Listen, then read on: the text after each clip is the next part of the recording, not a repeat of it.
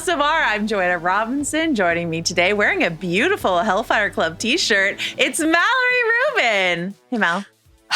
Joe, do you accept my unproposal? Always. We're team as ever. We're here to talk about Stranger Things Season 5, Volume 2, Part 1, aka the 5th and 6th episodes of Season 5. Happy holidays. That's right. Happy Hanukkah. Merry Christmas. The solstice just happened when we're recording this. However you celebrate the holidays, we hope you're enjoying yourselves. We are here to talk about kidnapped children, seminal moments in relationships, dripping goo, anything else you want? A lot of goo. It's a very goopy time. I'm really excited, but we're going to do all of that after this. This episode of House of R is presented by Target. Stranger Things has returned to Target, and it's time to visit Hawkins for the final time. Step back into the 80s with righteous exclusives like a Funko Pop of Steve in the Squawk van, the epic Squawk satin bomber jacket, and the Stranger Things Yume upside-down capsule shaped like a walkie-talkie.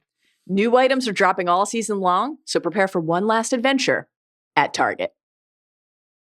Okay, it is the end of the year, but Mallory and I are not done with podcasting. We are recording this podcast a little bit in advance of the Stranger Things Volume 2 drop, a couple days in advance.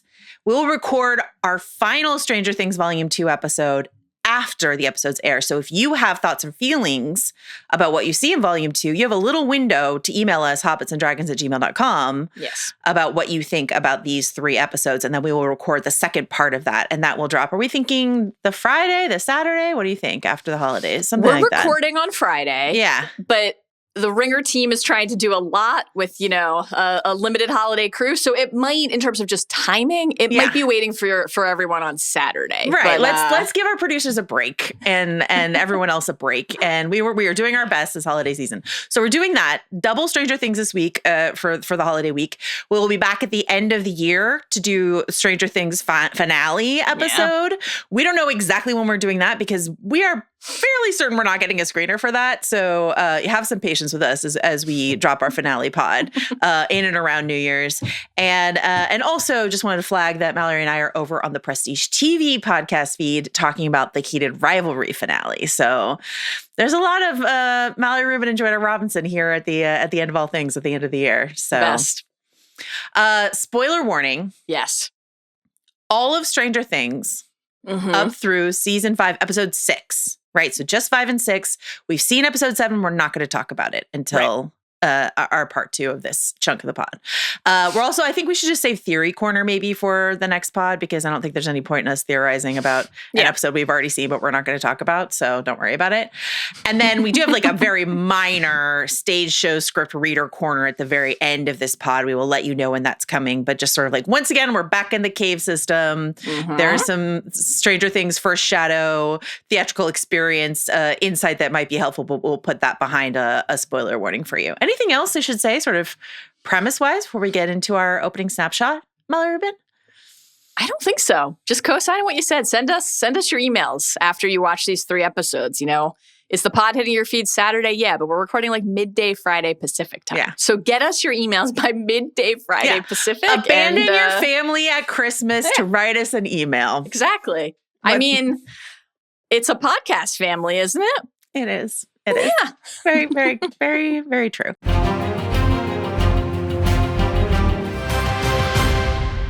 Opening snapshot, I want to start with a mailbag. We just have a couple Hobbits and Dragons inputs here that I want to share. First of all, Owen, who you may remember from his wife's email about his Jansport that he's had since like middle school, emailed and was very flattered that his Jansport got such a lengthy mention in the pod. Also sent some more photos of his Jansport from like places around the world that he had taken it, sort of like the Amelie Gnome. And then wanted to, without spoiling for you, he actually like put spoiler text over it in case you read the email, talk about a Buffy season 4 character and how it was like a comp to Dr. K. We're not going to talk about it, but I just say, if you know, you know. Interesting. And I agree. Interesting. Okay. But that is for Mallory to discover in her own time. But I just want to say, and I agree. And if anyone else at home knows, they know probably which season 4 character we're talking about. Is this a flattering, is this a positive comp? In either direction, in both directions, or I would say no. Hard to say. Yeah, okay. I would say no. Not the top of anyone's ranking of favorite characters in the Buffy universe, I would say. Got it. Okay. But I can see the comp, and I think it's interesting. And then Ari wrote in to say, watching Holly's scenes in the Creel Mansion in the first few episodes of Stranger Things season 5 got me thinking about a certain kind of sci-fi trope. From what I can tell, seems like it's called kind of awkwardly the, quote, Lotus Eater Machine. The narrative device where a character is placed inside an idyllic, dreamlike, or artificially constructed reality designed to soothe or satisfy them, but ultimately functions as containment. That's the end of Ari. Well, Ari wrote a much longer email about this, but I wanted to include this for a couple of reasons. And I think it's even more worth talking about perhaps in our next Stranger Things pod, or maybe even at the end of the finale, depending on what happens with the kids who are in the Creel Mansion right now. But the Lotus Eater Machine, I thought, which probably Ari got from TV Tropes, I thought was fun to bring up because, of course, we're talking about the Odyssey, so that's where this idea comes from. The Lotus Eaters is an Odyssey thing. The Lotus Eater Machine, I agree, is sort of like an interesting combination. But this is definitely an idea we've talked about. There's actually there's a Buffy episode that has something like this. I talk about it a lot when I talk about the movie Labyrinth. There's like a very interesting part of the movie Labyrinth where this happens, where someone has sort of try to lull you into to stay asleep. Right. And don't fight what's happening to you. Right. Forget about your quest and your journey and just stay here. It's comfortable here. So I know we've talked we talked about it during Percy Jackson season 1. Yeah. So this is an interesting trope. Ari mentioned that he went back, Ari mentioned that they went back and listened to our Portal Worlds tropes episode and was like, you didn't talk about it then, but we have talked about it before. I don't think we've ever used this name for it though. So I like learning this term, and definitely it'll come back up again. Anything else you want to say about that idea or Jansports or anything else? I do have some thoughts coming on the food that we see on the spread, but I'll save that for when we get to the Creel Mansion. Don't eat anything. Well, I might surprise you with my take. Oh. I'll just tell you right now, here's my take. Mr. What's-It, come kidnap me. Oh. This looked great. Okay. First of all, put it on the merch. Mr. What's-It, come kidnap me. Put it on the merch. An all-timer Mallory take. Secondly, does it inform your adoration of the alt world, the Lotus Eater Machine world food, knowing that what you're actually eating is goop being force-fed to you from a fleshy tentacle that is attached to a pulsating sac that is attached to Vecna? Listen, I try not to think about it. That's what the Lotus Eaters want you to not think about it. Vecna's pulsing flesh sac is, of course, always on our minds. Sure. From meat ring to pulsing flesh sac, the conversation evolves, but House of R remains the same. Turns out it's a meat tube. Isn't it always? Revisiting A Wrinkle in Time, which of course is once again central to the text today, the stretch on Camazotz where it's like, ooh, this delicious Thanksgiving dinner, and the variance across the character set, whether you're in a trance or you are free of that, of like, this is really great and this tastes like sawdust is of course also on our minds here. But I thought, was it maybe a pineapple upside down cake in the back? Those cupcakes right in the foreground that had like the jelly fruit wedges, that really took me back to childhood. I thought this looked great. I know thyself. I know myself well enough. I'd like to think I'd be out there like Holly the Heroic, or out there like Delightful Derek, Detective Derek. No, I'd probably be like Mary and Thomas and the other kids, just like fistfuls of Turkish delight and macaroons and, ooh, what's on the TV now? Yeah. And, ooh, wait, are there some fits I could check out in these closets? However, yes, I have some notes on the snack selection at the Squawk. Interesting. Do you want to get into it right now as we're in snack corner? Here's my suspicion about the snacks at the Squawk. This is all product placement. We felt it in part right. 1 with the boppers, like the boppers, which you can buy. I mean, no free ads, but we learned from our listeners you can still buy those. And no free ads, but send us some, Nature Valley. I'm sure there has been a massive uptick in boppers consumption since part 1. Murray holding the Bugles box and basically cheesing at the camera while he did it.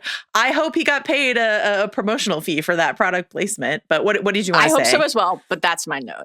Now, you can see a lot of good stuff in the box. Obviously, Erica is like inspired while downing a High C juice box. Great. We see some Pringles. Wonderful. Some Chips Ahoy. Great. Obviously, we have a Twinkie in there. I would definitely take Doritos. The Twinkie. Thank you, Joe. We'll see Lucas heating up the popcorn. We see some cheese puffs, some pretzels, some Planters peanuts.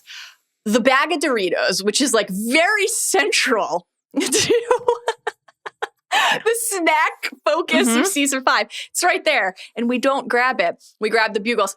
I've never been a Bugle fan. I'm sorry. 2 of the snacks in my youth that I just never felt partial to, a Bugle and a Frito. Both felt like they burned my tongue a little bit. Now, maybe I wouldn't feel that way now when I basically just mainline sugar and salt 24/7 and have no idea how I'm alive. Perhaps now I would love a Bugle, but I didn't love them when I was a kid and they were everywhere. Kids in my school would put them on their fingers and pretend like they were long nails. I assume this was a universal pastime. A Bugle, it was just never for me. So I'm like, of all these things, this is what Murray grabs, a Bugle? He's smuggling in all of these goodies. He managed to find a body glove wetsuit for Elle that Mike thought was incredibly impressive and memorable. But Bugles are the go-to. I'm sorry. It's not what I would have chosen.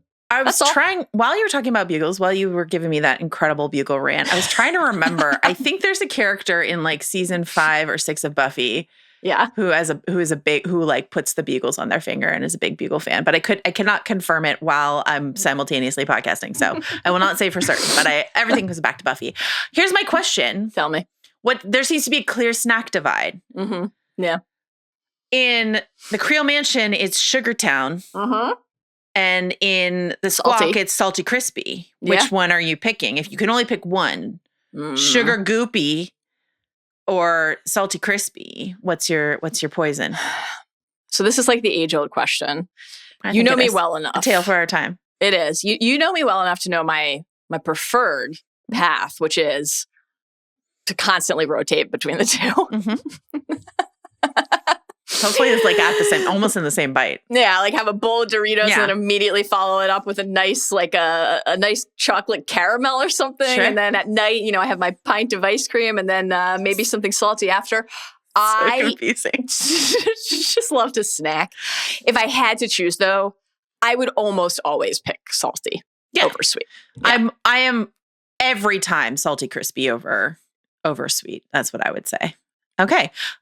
If you want, send us your snack thoughts. What are you snacking on this Christmas? This Hanukkah, this holiday season? Sign it with your snack. Sign it with your apple. Sign it with your pickle. What would Henry Creel have to put in his mansion that would have you just happily chawing down and not worrying about any ominous monologues that he's giving about the darkness or, et cetera, et cetera?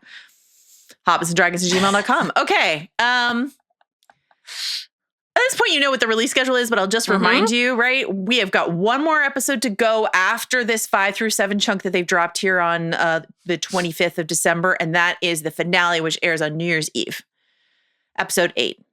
Yeah. Surely a chunky episode. They're also putting it in theaters. So, they're really eventizing it. A real sort of like movie type experience. You going to try to see it in theaters or TBD based on various factors? Kind of depends. Yeah. If it will benefit us to watch it like as soon as possible, you know what I mean? Like let's talk about it.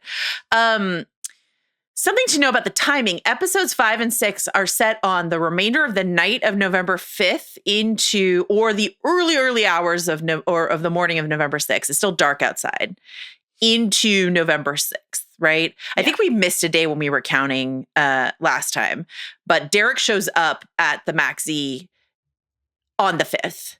And so then we're like into the night of the 5th. That's what happens with like the massacre at the Maxi and stuff like that. Right. And then now we're in sort of the wee small hours when Erica says when she gets to Mr. Clark's house, it's 5 a.m. It's 5 a.m. on the 6th when Erica gets to Mr. Clark's house. So everything that happens before that is either the night of the 5th or into the morning of the 6th. And we get inside of chapter 6, so not chapter 5, chapter 6, we get a very dramatic chiming of the Vecna clock and then a November 6th word mark to really ensure that we know that we are on this key day that Lucas has been telling us is not only the beginning, but is also the end. And it's also the end. Here we are. Mallory, we haven't really talked about this because, we didn't do our usual sort of like back and forth. So I actually don't know. How do you feel about season 5 so far? Is this middle section, does it feel typical or atypical of Stranger Things? Because even though we've had a divided season in season 4, we've never had like sort of a middle chunk taken out and just sort of delivered us without like a big sort of finale kind of moment. So how are you feeling about this? How does this middle section feel? Does this like rollout feel right to you? How are you doing? Yeah. I mean, obviously like seasons 1 through 3 were binges, and then season 4 we had the 2-part drop. Yeah. So this is you're right. It's distinct. I'm still glad that we're getting multiple drops so that we have multiple moments to watch and share together and discuss together and speculate and theorize together, both, us here on the pod and just in general fans. I think that's vastly preferable to an alternate reality where this had dropped all at once. In terms of like that idea of a middle section, that's a good question. I guess without saying anything about episode 7, obviously, and just sticking to 5 and 6 here, I enjoyed episode 6 quite a bit. I do have some of the same notes that I think you have. And I think that there are plenty of things to talk through about some of the choices the characters are making. But I did find the episode compelling in terms of like the blend of emotional character moments in certain key duos and sections of the story melded with plot. I think overall, I'm having fun with the season and enjoying the season quite a bit. I am as curious here in volume 2 and maybe more curious here in volume 2 than I was in volume 1 about like balance across the season and pace across the season. So I will reserve final judgment until, we see the finale and see how we conclude things. But I would say like overall, we have gotten a number of moments with characters I care deeply about that have moved me to tears. And so like, I think already, who knows how it ends, but already I feel like we've gotten enough stuff in this season that like will stand the test of time and really impactful, lasting memories about the Stranger Things story and the Stranger Things characters. I do wonder about a couple things. One, and this is not specific to Stranger Things, it is often the case in a story where mythology and lore is very central to our understanding of events. I'm curious to see, I guess, how that all lands and feels at the end. We obviously got a couple big updates inside of the 2 episodes that we're going to talk about today, but it is less to me so far about whether each of those individual reveals exotic matter. It's actually a wormhole in there. Though obviously we'll talk about those things. It's less so far about whether those are like totally effective and more like I feel how many answers the season thinks it needs to provide. Right. And go ahead. Well, I would say I agree with you. Yeah. I feel like my main critique of what I feel like there are 2 things that I think are sort of sludging down the season a little bit. What I would say, highs. Like these big emotional moments are kind of surrounded by things that I'm confused by and that sort of stuff. But then like the emotion hits and I am swept away. So I'm not negative on the season as a whole, but I think that, and again, not to reference everything to Buffy, but the final season of Buffy really had this problem where there's just like a lot of like, here's the plan. Someone gives a speech moment.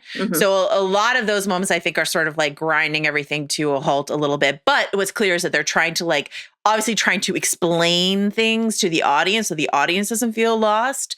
But I think and this might be the sort of Netflix second screen thing, but I think they're underestimating the audience a little bit in terms of like how they're over explaining certain things. Yeah. And then there's so many characters. Like there's so many characters. And this is always, this has been increasingly true of Stranger Things, but we're having all the characters we've had before. And then we're adding in like Mr. Clark or Vicky or whatever, there's just like, or Kali, and there's just even more and even more to keep track of. And divvying up the groups is one way to make it feel manageable. But then you're like tracking a bunch of different sort of quests around various locations and stuff like that. So it just like the End of Thrones, it feels massive.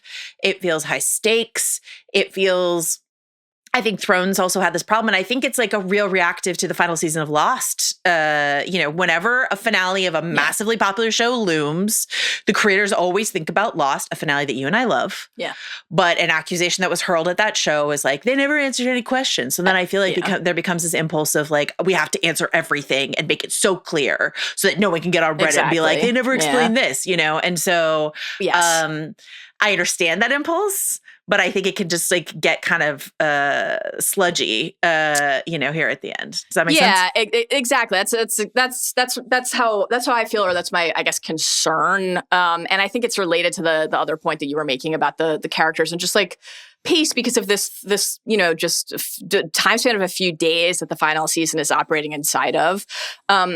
And this real, not just the Vecna ticking clock and the questions and theories about time travel, but this real ticking clock of like, the end is here and we know it and the characters keep saying it. And so there's an interesting bit of dissonance. I think this really relates to what you were saying about the number of characters, where something I'm feeling is that it feels like a ton is being crammed into just a few days in a way that's, I don't know, even though the seasons have always been active and there's a key moment, Halloween or July 4th, where events are unfolding, it's like there's a lot going on inside of just a few days here. But at the same time, because of the character spread and the number of different people who we have to have meaningful time with at the end, or we hope to have meaningful time with at the end, there's a little bit of a reduction inside of the sheer heft that needs to be accomplished of, this is the person you're going to be with and this is the thing you guys are going to talk about over and over again. So does it make sense to me that here at the end, Dustin and Steve, who've always been in a certain place, have variance inside of their relationship that is born out of the trauma they have both suffered through? Yes. Is it also true that it is slightly painful for every scene that they've been in together until a breakthrough, which I'm excited to talk about today, has felt the same?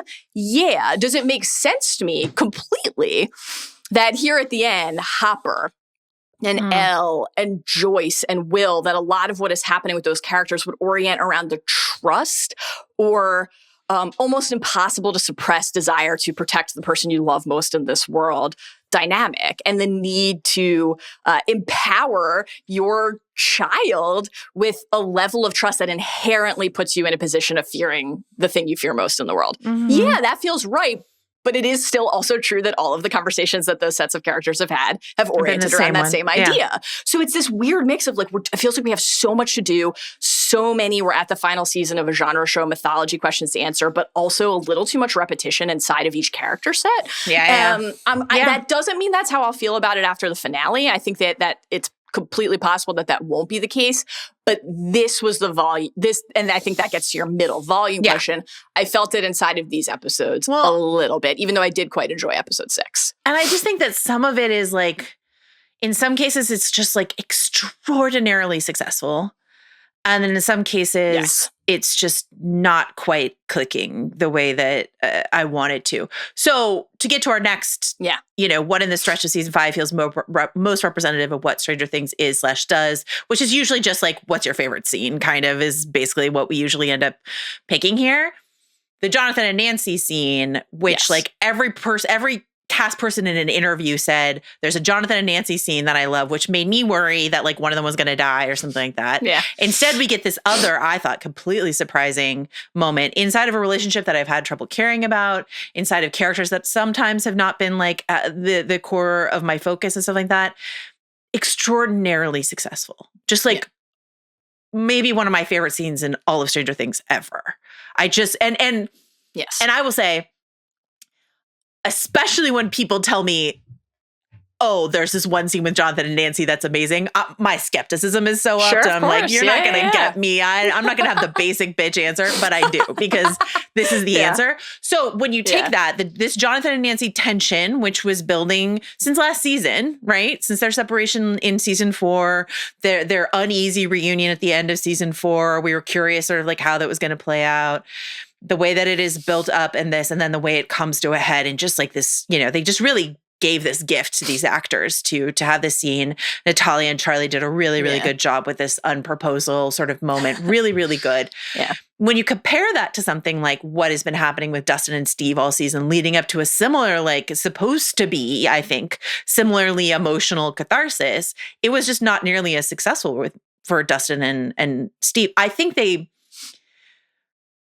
Dustin, I'm willing to go with it because he's a teenager, and he's watched Eddie die in his arms.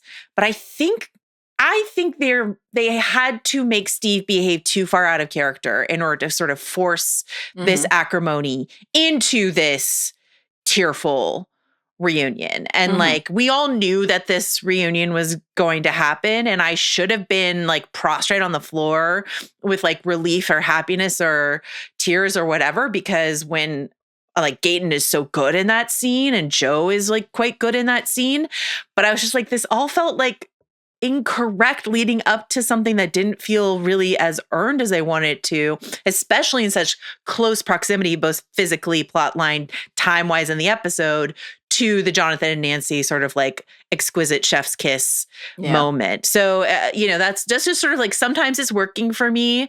They like, it feels like they want to give everyone something like, obviously something big to do here at the end. And sometimes it's hitting and sometimes it's not. And that's just, that's just life, man. What do you think, Mallory?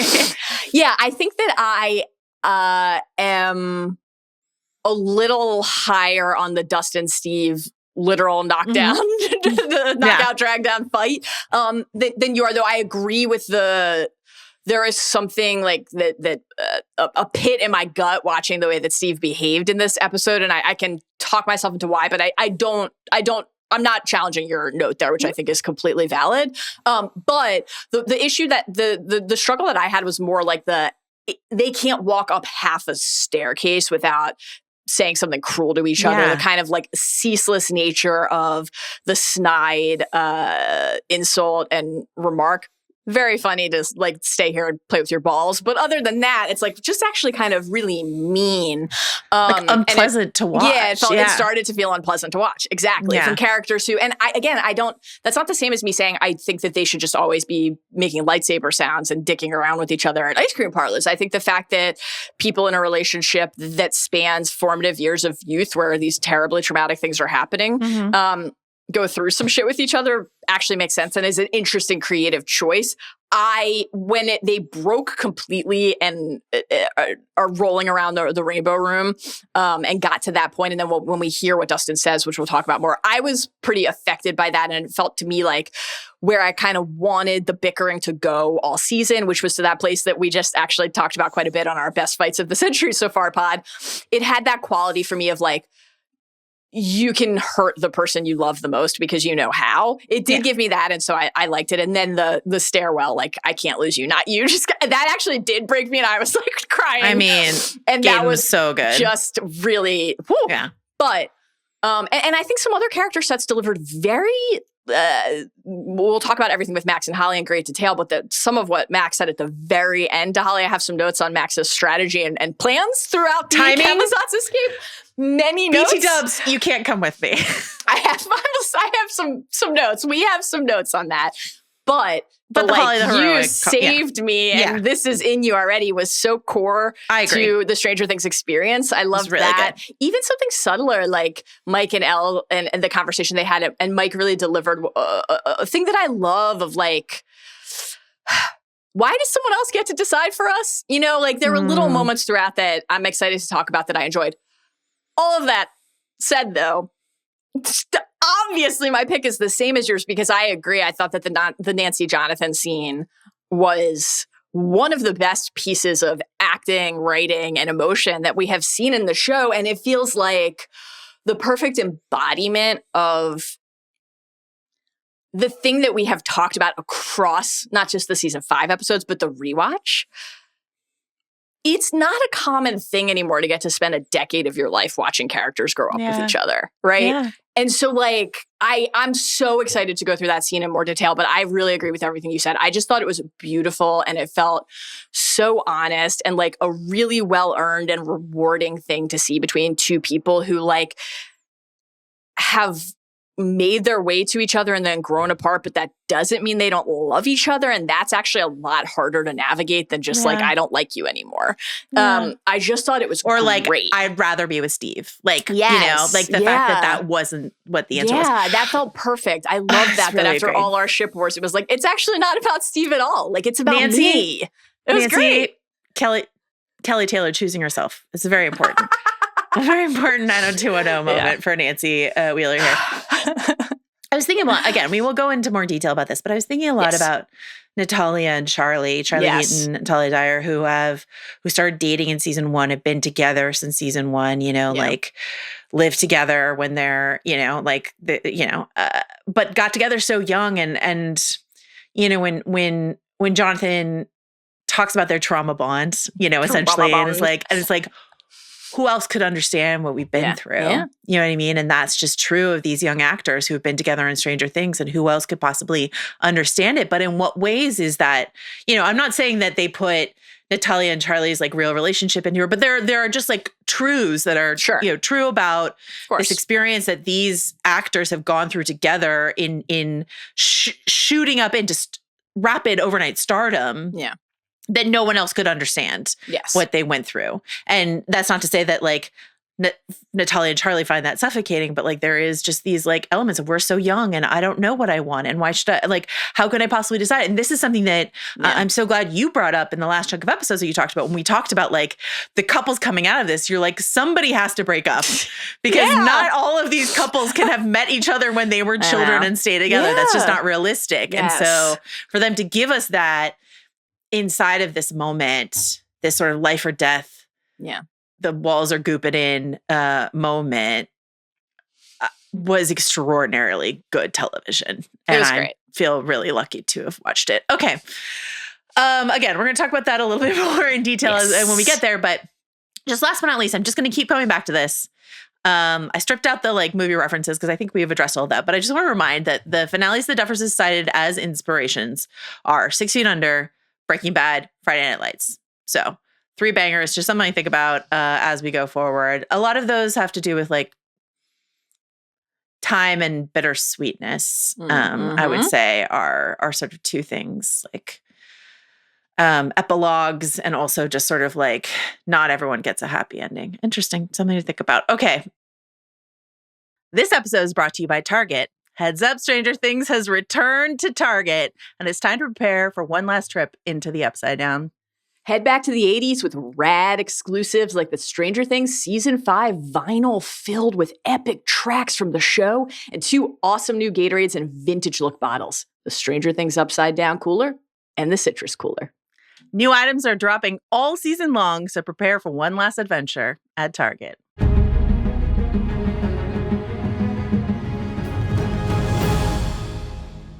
Deep dive. Here's what we're going to do, similar to what we did last time, except just like more distinctly broken down between these 2 episodes. We're going to go by character set basically as we go through. That is the organizing principle. Does the organizing principle make sense to you as I laid it out here, Mallory, in the notes? Absolutely. There will be a couple times where we put a pin in something and then come back to it. Obviously, there are certain stretches where the episodes intercut. But yes, broadly, I think clustering by location and or character set is kind of the only way to do it. Otherwise, it's going to be a lot of like, and they found a door. Next scene. And then they went through the door. We move very rapidly in and out of sequences. So yes, I think this is an appropriate way to structure it for sure. We're starting with episode 5, Shock Jock. Yes. Sadly, we are not getting the disc jockey literal moment that we wanted, but deprived. You know, we're shocking a Demogorgon. So, Joe, once again, I feel bad for the Demogorgon. I do. Honestly, absolutely, I did. Horrifying. This is the first time I felt bad for the Demogorgon, and also I will say when Lucas put forth his plan, like I love this moment when the Sinclair siblings are like, we have competing plans. When Lucas put forth his plan, I was just like, simply no. Very reckless. You tried so hard it was so hard to kill those Demogorgons. And it is your idea is to resurrect one. Don't reanimate the death machine. What are we doing? I mean, it kind of worked out for them, I guess. But I was just like, absolutely not. Anyway, we pick up exactly where we left off. We've got Will, Joyce, Mike, and then eventually Lucas in the aftermath of the attack. Yes. We've got Joyce's reaction, Mike's reaction, his like gleeful run towards Will, his excitement, and a real life, honest to good sorcerer. Yep. Something I thought was interesting upon like rewatch is comparing how Will talked about his, if I just figured this out sooner, if I just acted sooner, I could have saved these kids. How close that is to Holly's specific source of shame. I was paralyzed. I didn't do anything. I couldn't save my mom. I couldn't save you, Max, when you were being like strangled. I'm useless. I didn't do anything. And so this ties into something we've been talking about for 2 seasons now with Vecna, which is like this shame aspect, right? Of how Vecna plays upon your shame, but like how vulnerable everyone, that Joyce talked about her shame of like, I didn't realize that my son was missing, or Hopper talked about his shame as it relates to the war, as it relates to his daughter and all that sort of stuff like that. So this is just like, this is in all of us. It is ready at any moment to come forth. And Vecna, it's his favorite thing to play with when it comes to this. But I thought it was really interesting that like for both Holly and Will, I don't think accidentally, it was like a very similar strain of shame and self-recrimination inside of quite heroic actions from these characters. This is I love this observation, and I agree that this feels very consistent with how we have like tracked and come to understand the way that Vecna seeks to make you feel ashamed or insignificant, insufficient, and like prey on your insecurities and vulnerabilities. What I really love about it is that last thing you said. Like I really like these moments in fandom and receiving a story where you're reading a book and you pause after something just astonishing happens in a chapter, or you watch one episode or a movie, whatever the case may be.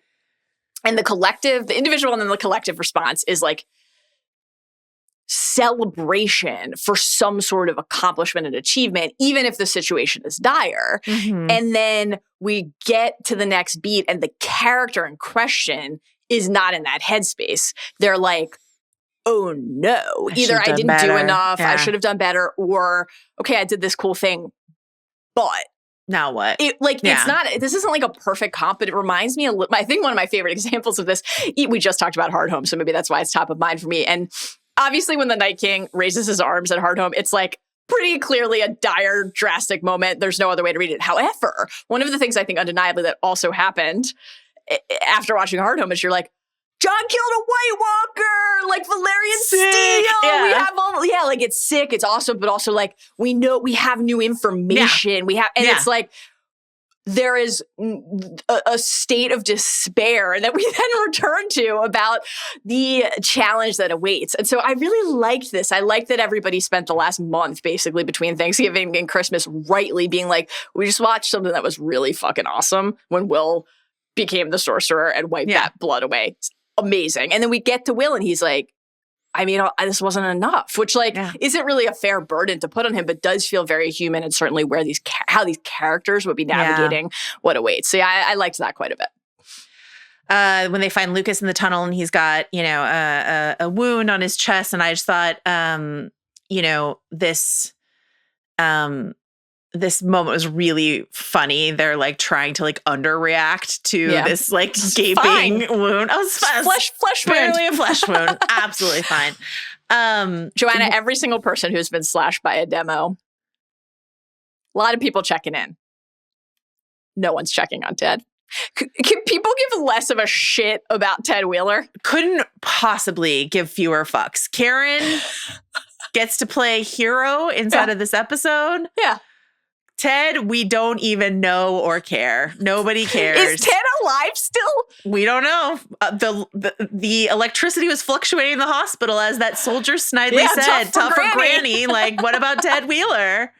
Can we get a pan of Ted, proof of life, please? I told you that I was watching like a Nell Fisher interview where she was talking about, someone was asking her about like her family on the show, and they were like, working with Natalia and working with Finn and working with Kara, and she was like, and Joe who plays Ted, like, he's great. He's so funny. And then I also sent you this morning, like last night, a Ted Wheeler, like, yes, you sent it to me at 2 a.m. 2 a.m. You sent it to me at 1:43 a.m. A really normal time to be doing anything. I sent you a Ted Wheeler edit on Instagram. And I received it with glee in my heart. There you go. There you go. Okay. Joyce.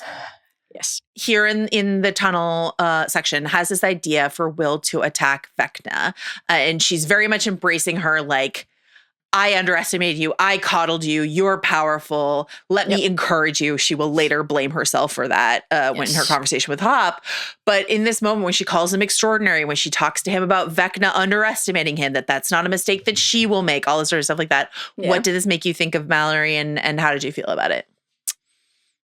You know, has Tom Riddle picked up the tale of the three brothers? No. It's once again the comp there I think is pretty apparent and difficult to ignore. I really liked Joyce's shift from I'm so afraid, I'm consumed by guilt, and so that only amplifies and heightens my fear and my need to like coddle out of an instinct to protect to like, it is a big shift, I will say, but I like that it is like an active embrace of Will's ability. I thought that was cool, and I really thought that end note of like, that's a mistake I'll never ever make again, but I'm willing to bet everything that he does was a great way to sum up that. To hit on that trope, a recurring beat across stories, the villain who underestimates someone or something that is crucial to why our heroes will ultimately prevail. Right. And not only that, but in Vecna's case, it's more active. It's like he acknowledges these things. So it's not like he's like oblivious, like I didn't read this children's story because it's beneath me. He's like, I'm picking you because I think you're weak. Yeah. And so he's seeing something that he thinks is a limitation, and our characters can celebrate that and champion it and turn it into or recognize that it is a strength. That's great. And like, even when he later then has Will captive in the library inside of his mind palace, he's like, that's my power inside of you. You think you did something? That's my power. And like, is still not treating Will like the threat that he is, you know what I mean? Like cannot see beyond. Totally. Because there is, of course, and Will acknowledges this, like ways in which he is siphoning power. Yes. This debate about what's a wizard, what's a sorcerer, all the sort of stuff like that. But like, but also, as should always be the case with these stories, there's just like the very human connection, human community, human rooting in what matters inside of our world that's worth saving. Whereas Henry / Vecna / one wants to remake the world, right? Yes. It seems that what is it about the Shire, Hawkins, that, you know, is so worth defending is something that he does not seem to have access to. I don't know, again, if Henry will emerge from somewhere inside of the veiny recesses of Vecna to come through at some point. But I just think that's kind of endlessly fascinating to me. What are you missing about the human experience, or you know, what makes a hobbit a threat or something like that at the end of the day? So, absolutely. I love that. I thought also both in that Will Vecna moment that you just identified, but they're my powers, and also just in this opening stretch of like basically catching Lucas up.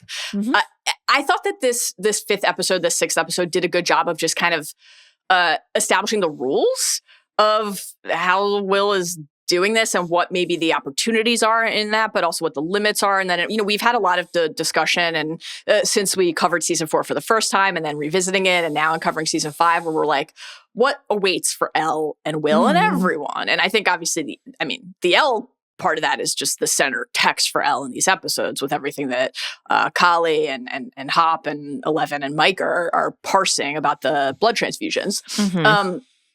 But with Will, it's like, okay, we have this insight. I think I obviously agree with everything you're saying about the core of your power inside of you. And we get another really great reinforcement to your Holly Will comp point, your larger one there. Like, that's the heart of what Max will say to Holly. And that, of course, then just connects back to what we already saw with Will and heard from Robin. It's like these beats and parallels occur across the character sets that you have what you need inside of you, just as like Meg does in Wrinkle of Time, right? Just as Dorothy does. It was inside of you all along. It's eternal. This is eternal. It's a thing we love to see in our stories. That's paired with okay, literally, if you're trying to tap into the hive mind, how is it going to work? And it's kind of important for us to understand all of those things in concert, right? And so then you have this question of like, well, if there is, what does that mean given that we have like a success here, but then a failure, right? We take a step forward and then we have a setback when Will is... I would say a lot of failures for our characters. And again, this is like, this is the danger of the middle section, right? Yes. You have to fail before you succeed. Of course, right. But like, we are making a lot of incorrect assumptions and plans that don't work out and stuff like that inside of this section, which I think can be like a little hard, especially on the rewatch, to watch someone like elaborately lay out a plan that is not going to go the way you think it is like harder to watch. I watched these episodes, I think like 3 times. It's like sort of harder to watch on the 3rd time through or whatever. Yeah, you know? I think definitely. I think looking ahead to the impending 3rd volume, which again, we have not seen and have no idea if we will be able to see before everyone else in the world sees it. I'm wondering like with Will and the setback here, with Vecna ending up like ensnaring and Will in a trance again, it makes me wonder, like, okay, are we, or is the show priming us for basically a comp to what the conversation that Max and Holly have at the end of episode 6, which is like, okay, Holly has to confront again what happened with Karen in the demo in the kitchen, and she's like, I just stood there. And then there's a chance with Max and Vecna, and she's like, fuck, I just stood there again.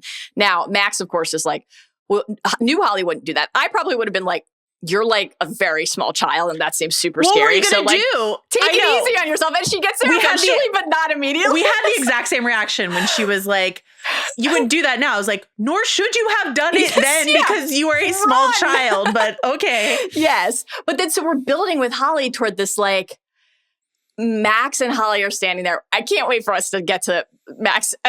We're looking at Lucas holding Max, and Max is like, by the way, you can't come. We've got a lot to discuss you there. Can't come with me. We have a lot to discuss there. But we build through that conversation and the Holly, the heroic embrace, to Holly opening her own portal. It's there for her. She turns, right? And then they are both like moving and the episode ends. So we built toward, I observe a thing that I didn't think I did well enough. Then I had another opportunity and I didn't do it again. And then my chance comes again. Time. So like, what are we setting up with the Will Vecna of it all? And how does that balance, of course, with the L Vecna of it all? I think also, I mean, I know we said we weren't doing Theory Corner in this episode, but I think like watching Holly traipse back through her own experience with her mom, is there an opportunity for Will to revisit little baby Will? And sort of, whether, we had talked about this idea of time traveling back, but if it's not time traveling and it's more just like memory hopping, which is a time travel of its own kind. Yeah. Mm-hmm. We're all time travelers if you think about it, Mallory. I don't know if you've ever heard that before, but but like the opportunity for Will to see his smaller self and whatever he blames himself for, to see how small he was when that happened to him originally on November 6th. Similar to, what 11 went through and in her sort of regression memory work in season 4. Okay. Meanwhile, in Camazotz, the jarring violence of the kids being goop fed is like so upsetting. Absolutely, legitimately, like horrifying. And then the absolute whiplash of the idyllic Lotus Eater machine tranquility of Derek et al. Waking up in a sun-dappled field. Yep. As Henry's like, you might not remember how you got here. It was scary, but don't worry about it. Henry here talking to them all about the evil darkness and says, like, Meg, you are special, right? Henry read literally one book and is just like using it to ensorcell all of these children, right? But this is how he talked to 11, right? When he was like grooming 11, he was like, you're special. There's power within you. We can access it, right? And thinking about when we travel through Holly's memories and we see Henry outside the window during the slumber party, Henry in the library coming out of the shadows, Henry at the playground, which we had already seen him there, but we see him there again. It's just like so pedophile, groomer, stalker, absolute blueprint that they're obviously trying to underline this, but just sort of like this language here as he's weaving his spell around the children. We saw it work with Holly. We saw Holly sort of break out of it thanks to Max. We see that Derek is being held hostage by something else, by like a threat. But how much do you think that Henry or Vecna or whoever's driving the bus at this given moment believes in the evil darkness that he's talking about, this pitch that he gives them here about the world and its threat, et cetera?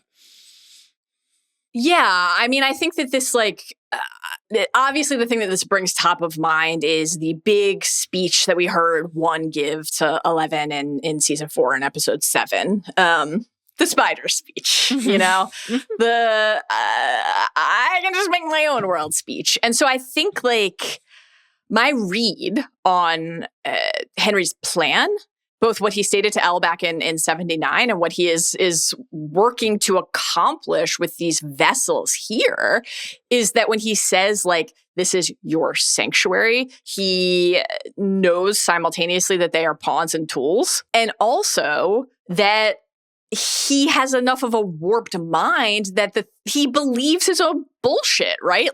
What did he say to 11 in season 4? Everyone is just waiting for it all to be over, all while performing in a silly, terrible play day after day. I could not do that. I could not close off my mind and join in the madness. I could not pretend, and I realized I didn't have to. I could make my own rules. I could restore balance to a broken world. A predator, to your point from a second ago, and he's talking about the spider comp, but also what you described is notable here and applicable, but for good. So he is inverting what he thinks is the light is the darkness. He doesn't believe we heard what he said about his own parents, the kind of structure of society and rhythm of a shared life. He thinks Hawkins is, as it exists, is corrupt. He thinks humanity is corrupt. It's a disease, as Agent Smith would say. But right. Or men are weak, as Elrond would say. Whatever your preferred Hugo Weaving role. But But my question is, do you think the world he wants to remake, is it fleshy, wall, force-fed Goop Town, or is it this idyllic 1950s heart and soul on the piano paradise? Does he want to bring everyone on Earth into hook you up and we're all going to stay in this Lotus Eater machine paradise space? Or is demogorgons and goopiness and all that sort of stuff like that, vines everywhere, blah, blah. Is that his idea of paradise? I think the latter. Okay. I think that the way that he described what he found in that existence, what we heard him say in season 4 about what he saw there, and the way that it made him realize that there was a different possibility for the way a world could function, that this idea of the spider-like, godlike predator for good, I don't think he has any interest in maintaining the fiction of the Creole mansion dessert buffet for a wider group of people.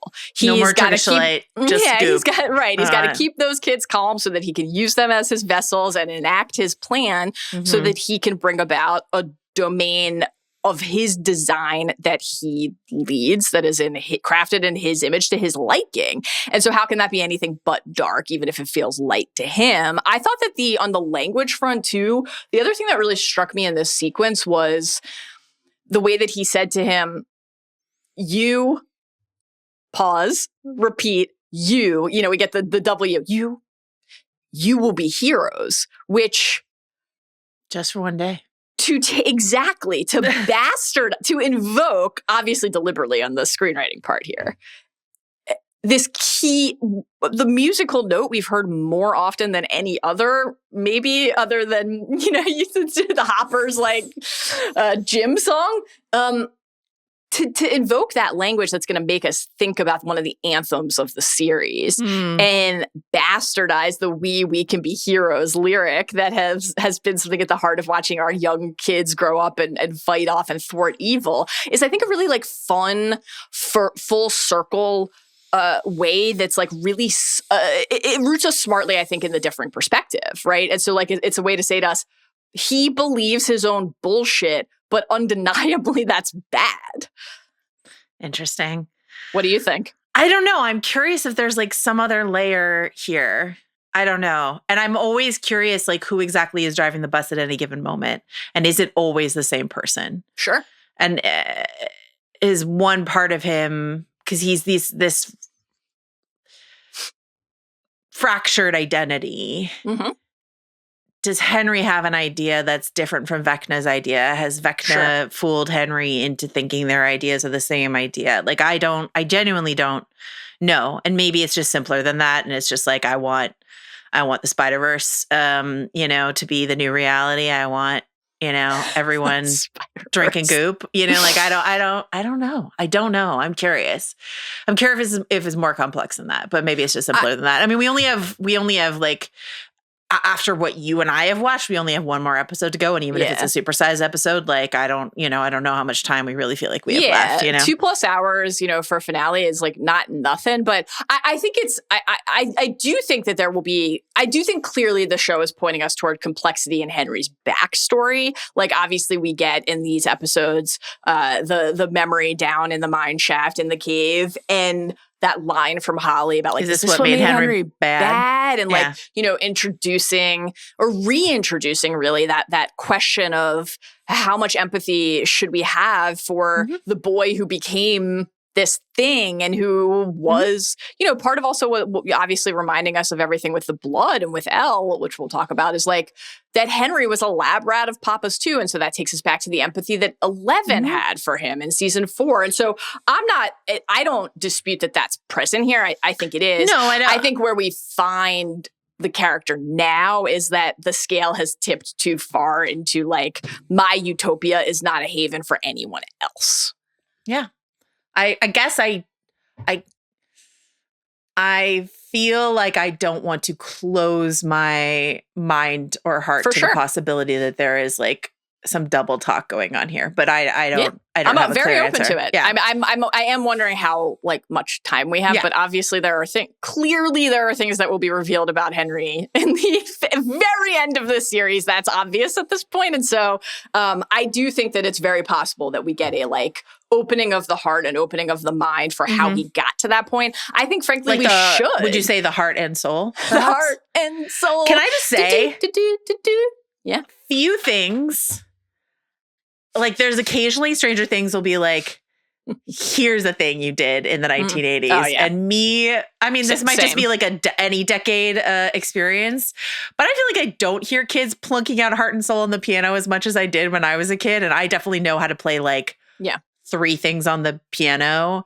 And this is the only one I ever learned. This is the one I mastered, like better than chopsticks. I definitely Heart and Soul. So I used to play it at my cousin's house in Long Island. Where did you prefer to play the top or the like dun dun dun, or the like dun dun dun? You like dun dun dun? Okay, Anyway, because I don't know how to play the piano, so that felt a little easier. Well, that's why I like the other one, because like you can just trick yourself into because you're playing chords essentially, but it's super easy. So you're like, look at me, I'm playing chords, and not really. Okay, anyway.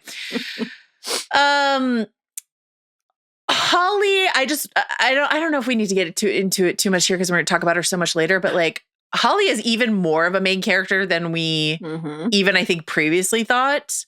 She's so central to these 2 episodes and we'll see going forward, but like it's just as much Holly's story as it is anyone else's, and that's a little surprising to me. I'm not like upset about it. I think Nell's really good. I think she's really good as Holly. Her American accent is very good, except for when she says Derek is like a word she has a problem with, but most of the time she's absolutely crushing it. But I think inside of a season of television, we have all these favorites that we're like wanting to spend time with. So occasionally it's a little hard for me to like, see how much real estate is going to Holly. Do you know what I mean? I completely agree. I think that it's emblematic of the distinction between enjoying a scene as you're watching it and then panning back and thinking about where we are at the end of a 10-year, 5-season show. Yeah. Where it's like, I think pretty much all of Holly's scenes have been good and entertaining. I agree. And so I've enjoyed them, and I will, I think, enjoy continuing to watch Holly over the rest of the season. I'm with you that I don't think anything could have prepared me, and we're the Holly trauma tracker duo. I don't think anything could have prepared me for Holly being like basically the main character of the final season of Stranger Things, which I think in some ways is really inspired, both in terms of what we've already talked about the last couple pods of like, it would be really weird actually to get to the end of Stranger Things and have a family like the Wheelers like not brought really more actively into the story mix and just have observed in the shadows. Also generationally, right? Like our kids have gotten so tall and so laughably, quote, still teenagers that like it makes sense to bring in a crop of younger kids. I just think the like equation balance is like a little off for me, I do like that Holly and Derek have given us that more like early season. Oh my God, what's it like to be, 11 and not 11 Jane Hopper 11, but like 11 years old, or however old you might be, and like confronting these horrible things. But yeah, it's a little bit of a surprise. I will say though, on the other side of it, if 80 to 90% of the screen time went to Derek, I don't think I would complain. He continues to delight me endlessly. And the fact that we got the Samwise Gamgee in this stretch with Derek. I ain't dropping no ease. Nothing important that is. I heard a good deal about a ring and a Dark Lord and something about the end of the world. And like we just got that from Derek. Not much. Just how you want to escape, but you can't because you need Henry to leave first. That was delightful. Truly, it was really, delightful. Really good. When he said he was basically best friends with Mike Wheeler. Yeah. And like lists all the other characters as Mrs. Byers. This is Miss Robin, which is just like cute. Absolutely precious to me. Holly saying we need dipshit Derek is what she says. And then like dipshit Derek showing up is saying things like, you read my mind, numb nuts, or he can suck my fat one about Henry as he creates this distraction.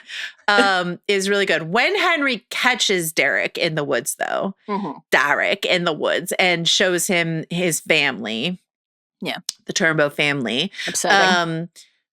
When he was like, shifting his head around, he's like, your father, your mother. I was like, he's gonna call his sister a bitch, isn't he? And then he did. I was like, yeah, just stuff.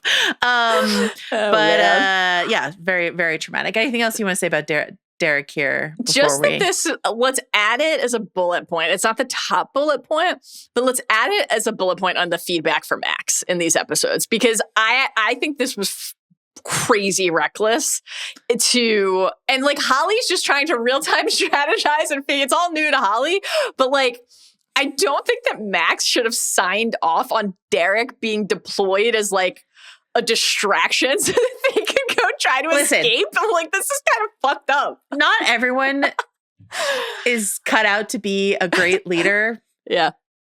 And Max is not cut out to be a great leader. Holly has to like take over as leader at a certain point. So like Max comes through with a great speech when she needs to come through with a great speech. But like overall, she's like, here's the map. Derek's like, I don't even know how to read a compass, essentially, which would have been great information for everyone to have. But yeah, I agree with you. What a reckless plan. Okay.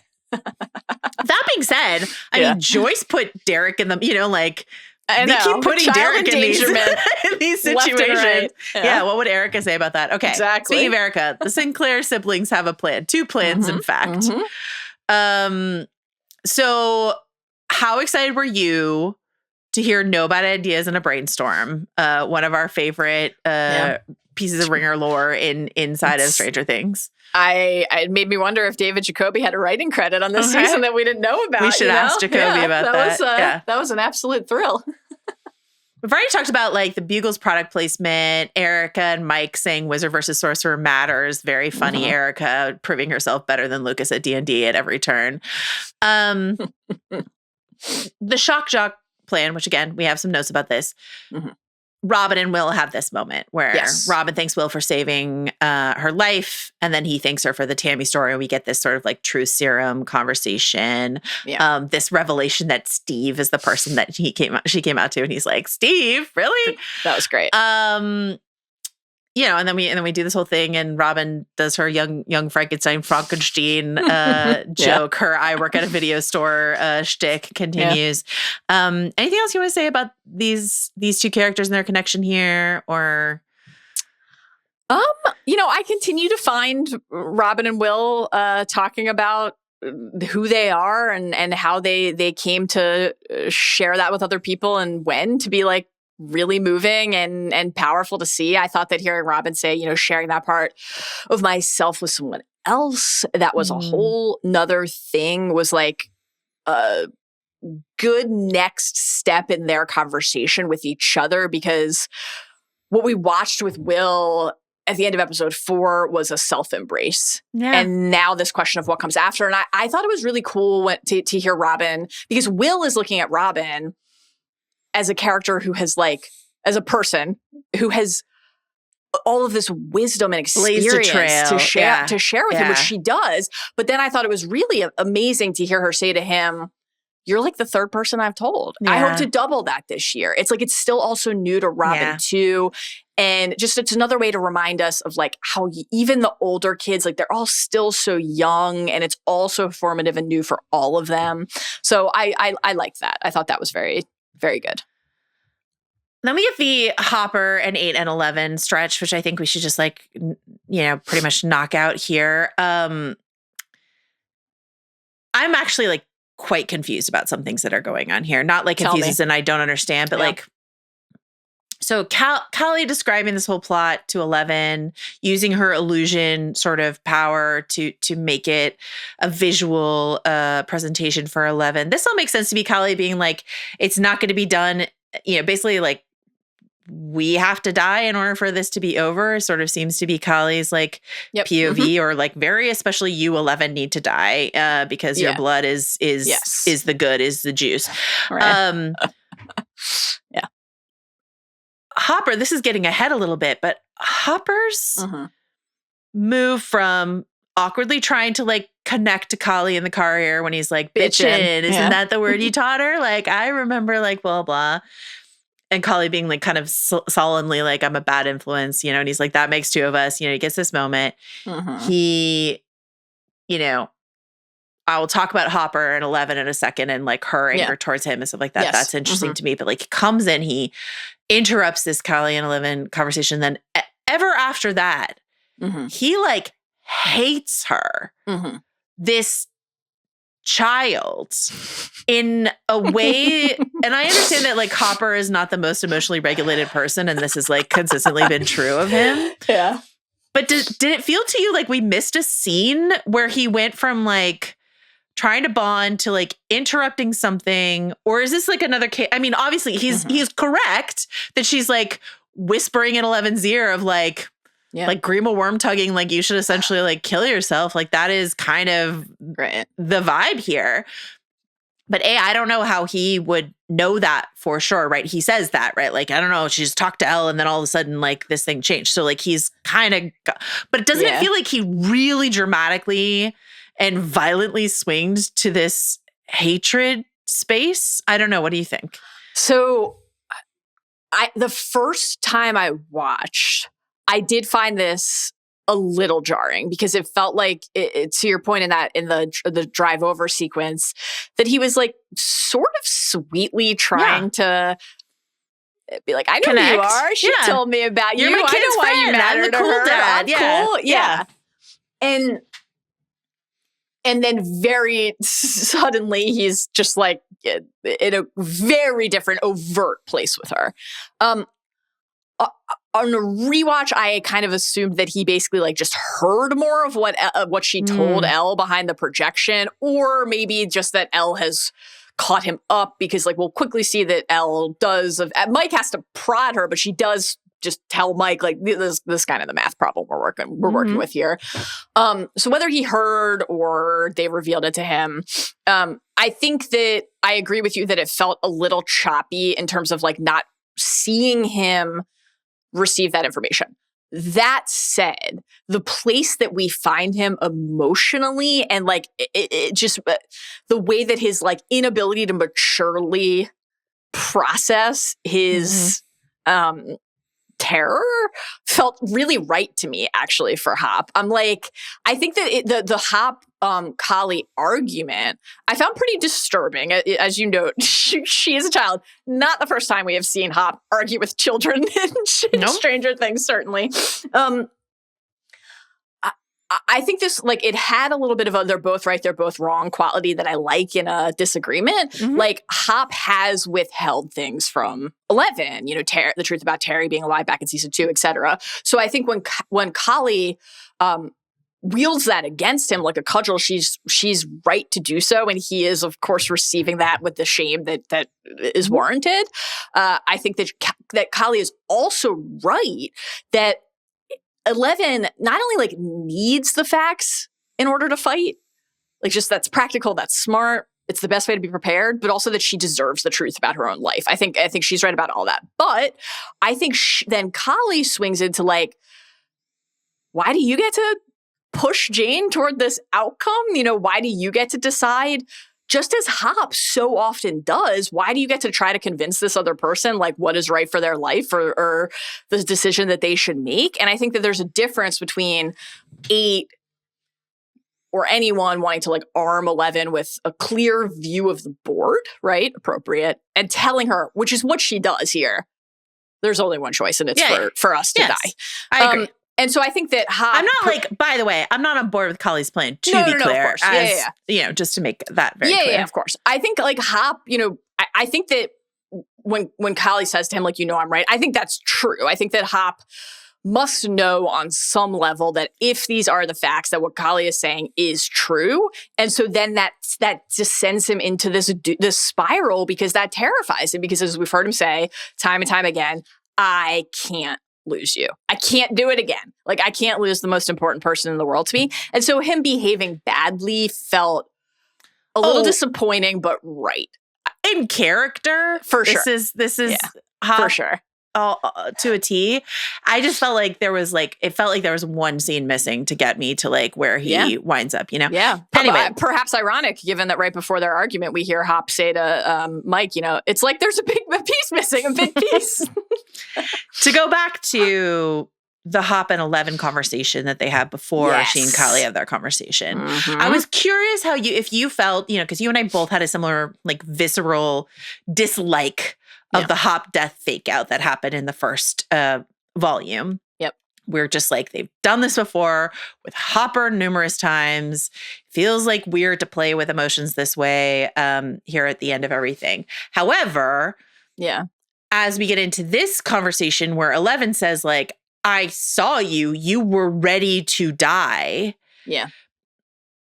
I think that it really helped me settle a bit my feelings about that moment, because it meant that 11 had information that she needed to have, and not just like we're trying to trick the audience into an emotionally manipulative reaction, but 11 needed to see how ready he was to die and how he withheld that from her and how he does not treat her like an equal and how he does not share information with her.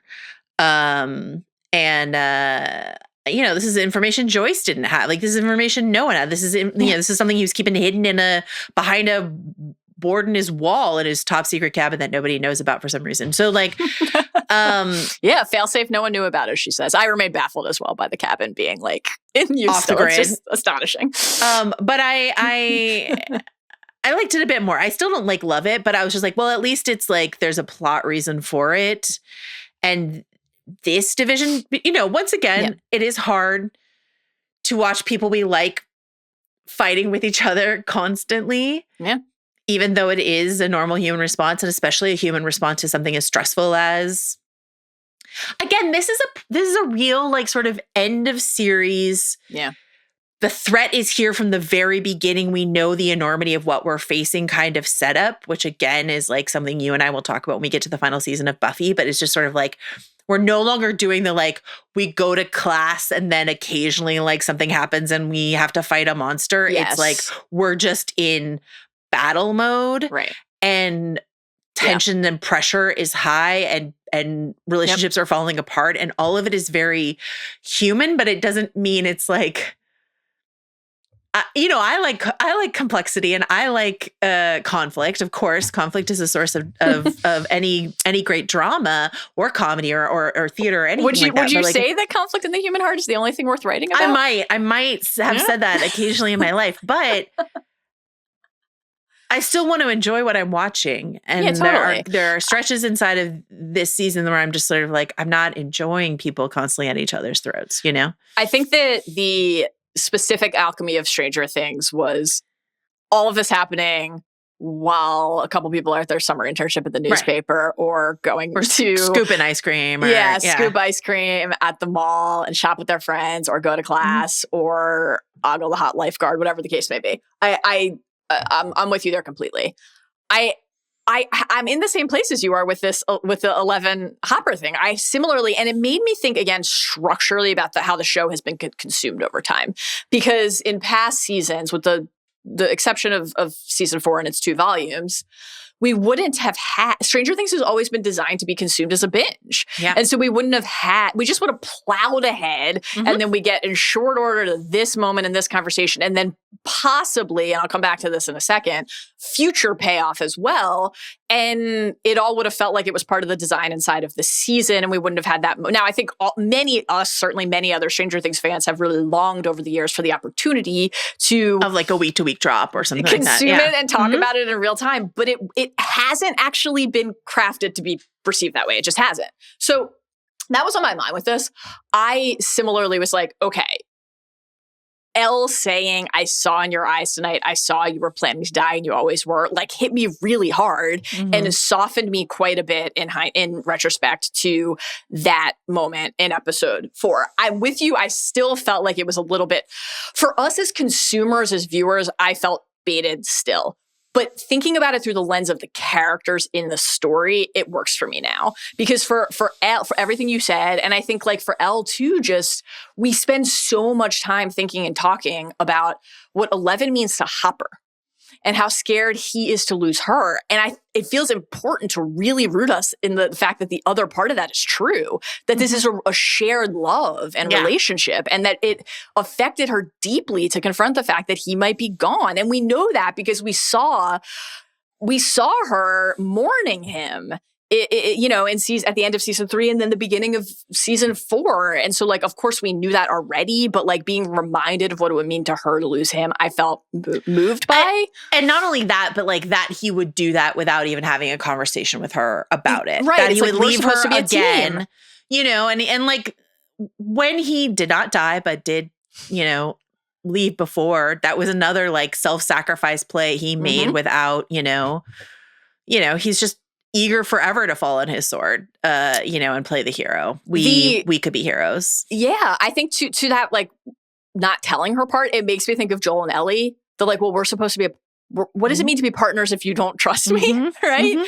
And like, it doesn't mean it's wrong for you to love me and care about me and want me to be okay, but like, then that's different a little bit from the thing we say we are. Right. And I like feeling that, and I like the characters having to confront it. I think to the point you just made about the sacrifices, I liked that coming back up again too, like Hop's fear of losing Elle and desire to protect Elle has always been entwined with like what we heard him voice to our guy Enzo, not actually called Enzo, but I'll insist on continuing to call him Enzo, in the Russian prison sequences in season 4, like this sense that he has. We heard him say a version of this to 11 at the end of season 2 in the pickup truck.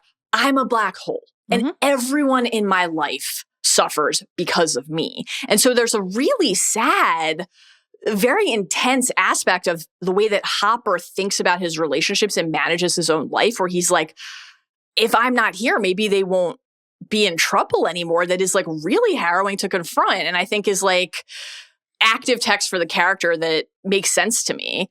The last thing that was on my mind with this, seeing Hopper and 11 talk about it, was just like the setup, basically. This will connects to what we were just talking about with how Hopper responded to what 8 is saying to Elle. It'll connect to what, we hear about like kind of parenting in the conversation between Hopper and Joyce, which I know you're eager to get to. But like, I increasingly think that what this is priming us for is the opposite thing happening, which is like Hopper having to be the one to watch Elle walk forward down that hallway into that vault to make the sacrifice play and see her do the thing that he did and thought was okay to do. Theory corner then. Yeah. Even though we said necessarily we weren't going to do it. Does this then like bump 11 up the ranks of like yes, death stakes for you?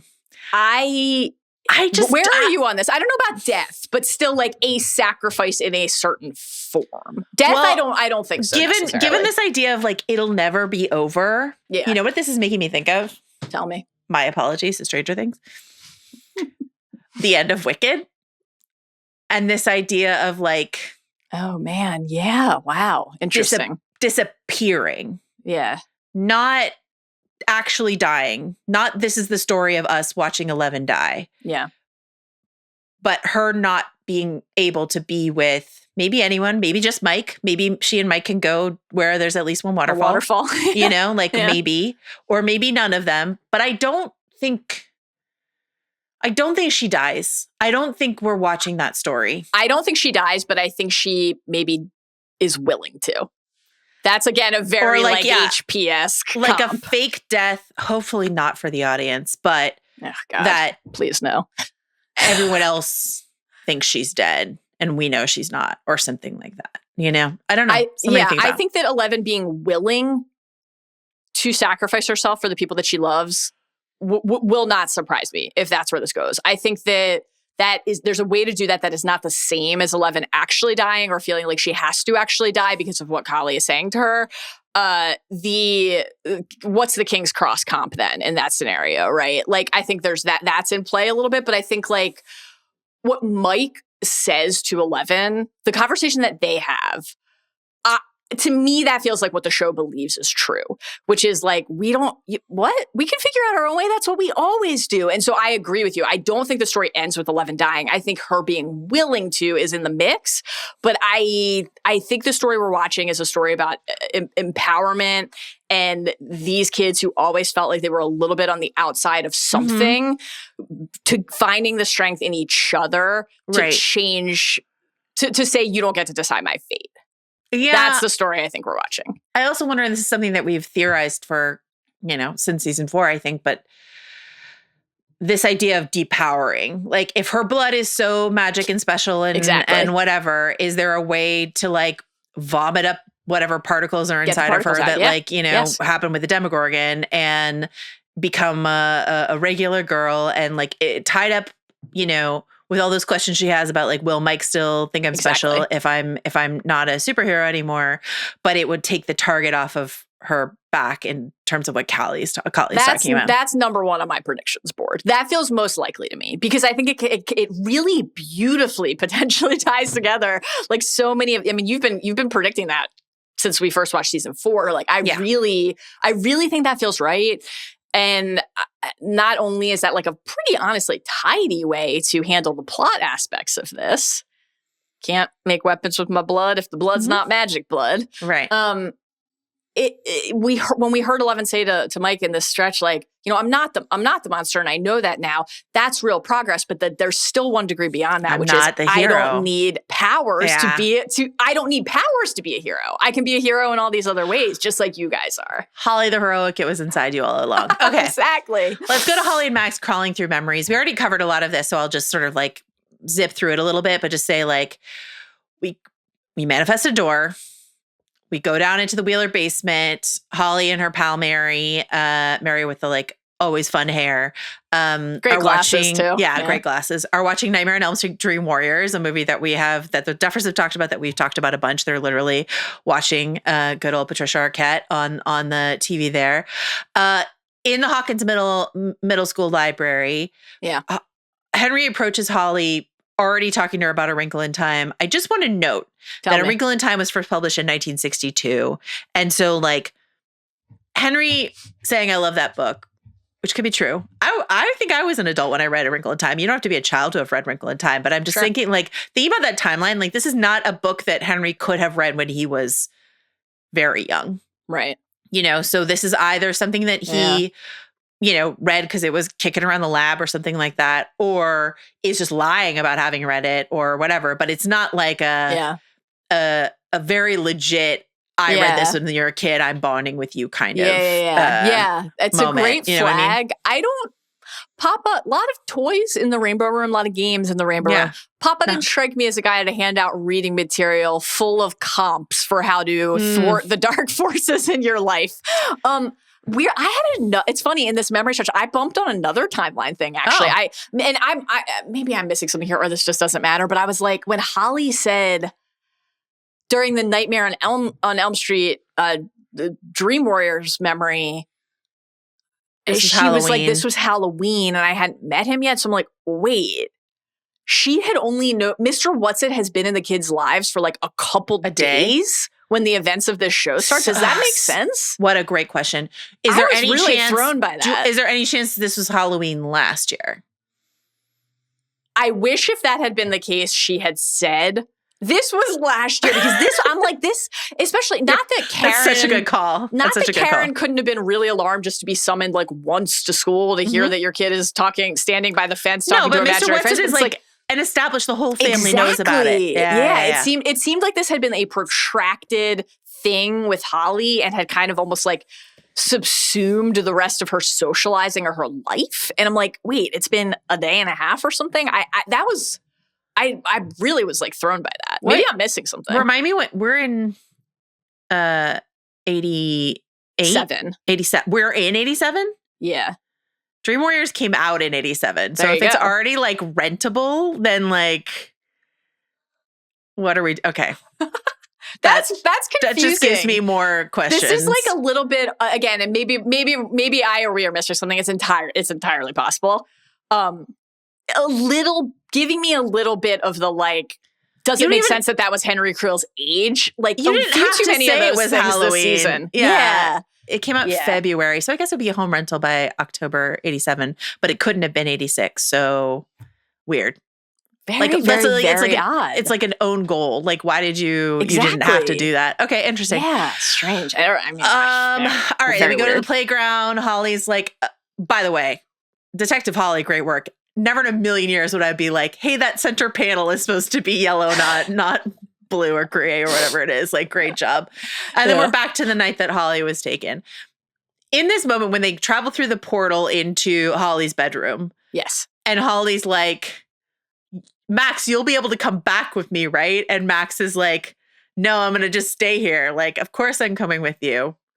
Would have been a great time. Would have been a great time to be like, but we'll have to figure out our own ways home because my body's not where your body is. So we'll have to figure that out. Yeah. Really glad you brought this up, Holly. Yeah. What a great question. Thing for us to talk about. A little of a piece to me with like, again, I liked Joyce saying, Will, you're the best. You're extraordinary. What you did is extraordinary. Let's throw you in like to the game. Yeah. But the like, stab him with his own sword, one blow. I'm like, wait, what is that? Where are they getting this confidence from? That we can do this quickly? This is what I mean about there? Like Dustin's like, it's Return of the Jedi. It's a shield generator, like blah, blah, blah. And like with Dustin, he's so often right in his theories that like, but he's like, I was wrong. Like it's a real John Locke moment for him. But like, it's exotic matter. But like they're wrong a lot this season. I know. It's interesting. Yeah. Okay. Eventually, Henry /Vecna/1 shows up, glitching through all of his various personas. Holly, for the first time, sees the true face of Vecna around the corner. Very good. Very good stuff. When he grabs Max and he calls her the Fox, I loved this. I love this. And then later again, like talks about smoking out of the foxhole. Smoking out of the foxhole. Like, just really fun stuff for an elusive redhead who has been bedeviling him in his little fantasy world. Just like really, really good. Super great. I thought that there have been a lot of scary things this season, but I thought the glitch twirl from Mr. What's-It into blood spattered orderly one was fucking terrifying. And then of course we'll build toward what I would put in the running. Just this is my personal like thinking of young Mal. If I had watched this when I was a kid, my personal, like, this would have been the single scariest thing I had seen in the show so far, much more so than the Vecna. Max, if you can hear me, you need to run. Yeah. That was so scary. That was terrifying. His face veins are, like, worming around his face. His, like, grooty, branchy, collarbone bone stuff is, like, flaring out, like, flanging out. The white eyes, and, like, the quiver. Yeah. Ugh. And then the cut to scary to Will, like it's really, really good. like very scary, very distorting, very horror movie. Great. I really, really loved it. I also thought Henry exorcising Will out of his head was also like the get out was also really, really good. And then we see the upside down dust go up the radio tower. This show loves a snapped limb. What do we think that's about? But I gotta say, I mean, Will, I'm rooting for you. And as you say, kind of fail twice only to win the third time sounds like a great trajectory for Will. You snapped an ankle. Like, that's the best we could do. You couldn't even like take off an arm or something like that. Like, the ankle snap was so tepid to me that I was just like, we could have done. Especially since he can regrow all of it. I know, we could have been like a little bit more active with that. I did. It was effective in that it led to an already very creepy stretch for Henry being even creepier as he like drags his right leg along. Yeah. And we got, you know, like even just something about seeing, because you mentioned the crawling worms like on the face, and it really, I don't know, it just struck me this time how like it looked like they were just like filled with blood, almost like a leech-like quality. You see it again when he's like with Will in the library. And it's just like his face, he had a lot of stuff going on in season 4, but it was never this thing. Yeah, it's so gross, but like it makes him... His rosacea is really flaring. I recommend a B3 soothing serum. Oh my God. It's like, I don't know, it makes him seem more human again to me, weirdly, even though it's heightening the like monster quality, because, you know, you snap the leg and there's like a spatter of blood and it's like, right. But yes, I thought that Will, I'm like, all right, man, talk your shit. I like it when he's like, did it slow you down? Did they get away? I'm like, yeah, flex on him, go for it. But I'm with you completely. It's like, if we have time to try to snap one thing, go for the neck. Oh, neck. Perhaps the spine. Really great idea. Neck. Yeah. Come on. I think if he's got Max in a chokehold with an arm, just lop that arm off if you can. You know what I mean? And then he could regrow it, but he would just like be, you know, just like be one armed. I would be more impressed with what Will accomplished. The ankle just felt like really low stakes to me. Okay.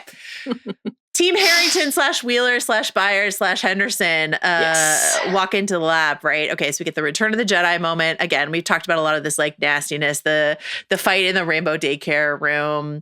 Return of the Jedi call out. Whether the shield generator stuff was true or not, doesn't matter. All worth it to call back to Steve's family video interview with Keith. Where he's like, this is like his one movie to go to. It's like the one with the teddy bears. Great stuff. And he's like... But then Dustin's like, it's one kid's like tracks that I mean, like, as you pointed out last section, he's being so fucking mean to Steve. And Steve is being mean to Dustin. And it's really very fucking tough. Yeah. The like exposed nerve that is Eddie Munson at the core of this conflict. Yes. Where Steve sounds pettily jealous of a dead guy is a tough look for our guy Steve Harrington. Really bad look for Steve. And again, Dustin is a child, Steve is in his 20s, and like I understand, like in your 20s you're not like done growing, but like you're better than this. And I thought that was really tough. Also, but I will say, when Steve says Eddie saved no one, you co-sign? We had this conversation when Eddie made the sacrifice play in season 4. We were like, but why? But did you need to? But why, actually? So I wouldn't say it, and I certainly wouldn't say it to Dustin, but I kind of agreed with it. There are some things you just don't have to say, and that's one of them, Steve. Yeah, the Steve part of it is really disappointing and painful, and I think there's something about it that's quite human. You know, someone who has looked up to you is constantly calling you dumb and stupid and childish and state of arrested development, and you're like, man, like this bond with Dustin and feeling like Dustin needed me and also looked up to me was such an affirming thing. And now to constantly be belittled and condescended and mocked by him feels like shit. And so then I respond in kind, which is like, I agree. It would be nice if he were a little bit more mature, which we get, I guess, just a beat of when he's like, I'm going to walk away from this. Like, I'm done. Yeah. But, there's some wisdom in what he's saying with, I mean, even just like you wanted a fight, you know, we talked about that a lot last time, but obviously true. Yeah. It's just not how you say it. What you say But again, there's no time for this inside of we're constantly doing these crawls and stuff like that. But what you say actually earlier is, Dustin, have you talked to your counselor? I know. Dustin, have you journaled about this? You need to talk to someone. You're grieving. I'm here for you. All this sort of stuff. So I think this is both a little bit of a product and maybe a victim of not only the pace and flow of the season, as we've already chronicled, but the gap between the seasons. I think that the fact that Dustin is still actively grieving and in this state of despair after losing someone as important to him as Eddie is actually a great choice that the show has made. I agree. To say, and we talked about this last time. You had beautiful things to say about this. You shared some of Gaten's quotes about this. The fact that Dustin is not just I've moved on. It's I'm carrying this, and it's really, really hard for me to work through this. Feels not only true to life and true to loss, but an important thing actually to show the viewers of the show. When you carry that with you for a long time. And Stranger Things has done this repeatedly, as we mentioned, Joyce with Bob and Max with Billy. This is a thing, and your favorite Barb. That this is we don't kill people lightly. We take our time with it, but. Still the best when Vecna said to Nancy, when I don't forget. I don't even fucking forgot about Barb. I don't forget. It's just incredible. Incredible. Do you think flex. Nancy went home and put a photo of Barb on her toilet after that? Or in the long history of the show, the photo of Barb in the bathroom is one of the things that I'm still most shaken to my core. I think that the way that Dustin continues to carry this aspect of Eddie's, the lesson and gift that he gave him, embrace who you are, is so lovely. And the way that loss still consumes him, I do really like that. This fight was, it was painful. It really was. I think that making Steve feel small, worthless, dumb, bad. Everything that Steve has done to Dustin here, as we talked about, bad. Eddie, this is my one note I'll fire back at Steve with. Did it need to happen that way? Maybe not. But Eddie needed to prove to himself that he wasn't going to run, as we talked about a lot over season 4. Rejected. Man. I know you love that one. I know you loved all the breadcrumbs. All the breadcrumbs. The giant hulks of challah falling from the sky. I think that, I don't know. It's really tough. Especially for Steve Harrington, a character that we have so admired his emotional growth. Yes, for sure. So admired the way that he handled Robin's coming out, which gets referenced in this episode. These things that we just really admired him. To see him really fail here as an older person inside of a friendship is tough. But listen, it is. It's disappointing. Growth is not just one line forward. We regress, so that's fine. Yeah, I agree. I think that the backslide actually can be compelling, and for a character who the one thing he's really always feared is being thought of fool or not being needed. Maybe you understand how he would be pulled back. That doesn't mean it's not disappointing to see. So this was upsetting. The rawness and the physicality of it, throwing things, brutal. 2 good things do come out of this fight. Yes. Convenient things. The walkie breaks. Mm-hmm. That's going to be important. And then Dustin discovers a treasure trove of scientific notes here, Brenner's notes. Brenner is an artiste. Beautiful drawings, beautiful doodles. Do you think is he responsible for all of this? Or was there a whole team? Anyway, meanwhile, Nancy and Jonathan are they're talking about a team. They're talking about honesty. They're talking about the hesitation and splitting up the groups, all this sort of stuff like that. We get the resin dripping everywhere. We get the dead soldiers as a harbinger of what could happen to Nancy and Jonathan if they didn't figure out how to sit tight on that table and balance themselves, sort of stuff like that. I do have some questions about this drippy Elmer's glue resin stuff, though, because so it hardens. Mm-hmm. Nancy had it all up in her hair. Oh yeah. I was the hair should just crack off just now. Snap off, you know what I mean? And I think she would look fetching a little bob if she wanted to, but or if it got up their nose or in their mouth, would they just die? Yeah. Should they be dead? Well, I think that I feel like their clothes should be stiff, and I think because they were just sloshing around in it. They were. So if I that's just a question I had. Okay, anyway. this bleeds us out of episode 5 into episode 6. The Jonathan and Nancy stuff. Nancy, crack shot that she is, takes aim at the exotic matter, which, both she and Jonathan say the phrase dark magic a couple times. But we get this like sort of man of science, man of faith binary, right? This idea that it's like magic or it's Vecna created or whatever. And Dustin's like, no, science made this. What do you think, before we get into, again, my favorite scene, maybe of Stranger Things ever, what do you think of this sort of man of science, man of faith, just because we always love to talk about Lost, binary here inside of this moment? I really liked this. I think that aspect of it feels true to the show, which has always been multi-genre. It's always been Mr. high Clark fantasy. explaining. But it's also always been science. Like these things have had a role to play. Actually, it's funny, like when Dustin first like pushed back through the door into that back room and discovered the notebooks and the pinned map and the triangle. I had a moment where I was like on the like, what are we about to watch? Genre-wise front, I was like, wait a minute. Is this his map? Like, is this time travel? 100% same. I'm like, because he's like, what the heck? I was like, did he make all of these drawings? Yeah, exactly. I got really excited by that idea. And then I'm like, oh no, the triangle like is different and the colors are different. There are different scrawls. And then of course I had the exact same journey. Which I think they like probably wanted us to have that reaction, but who knows?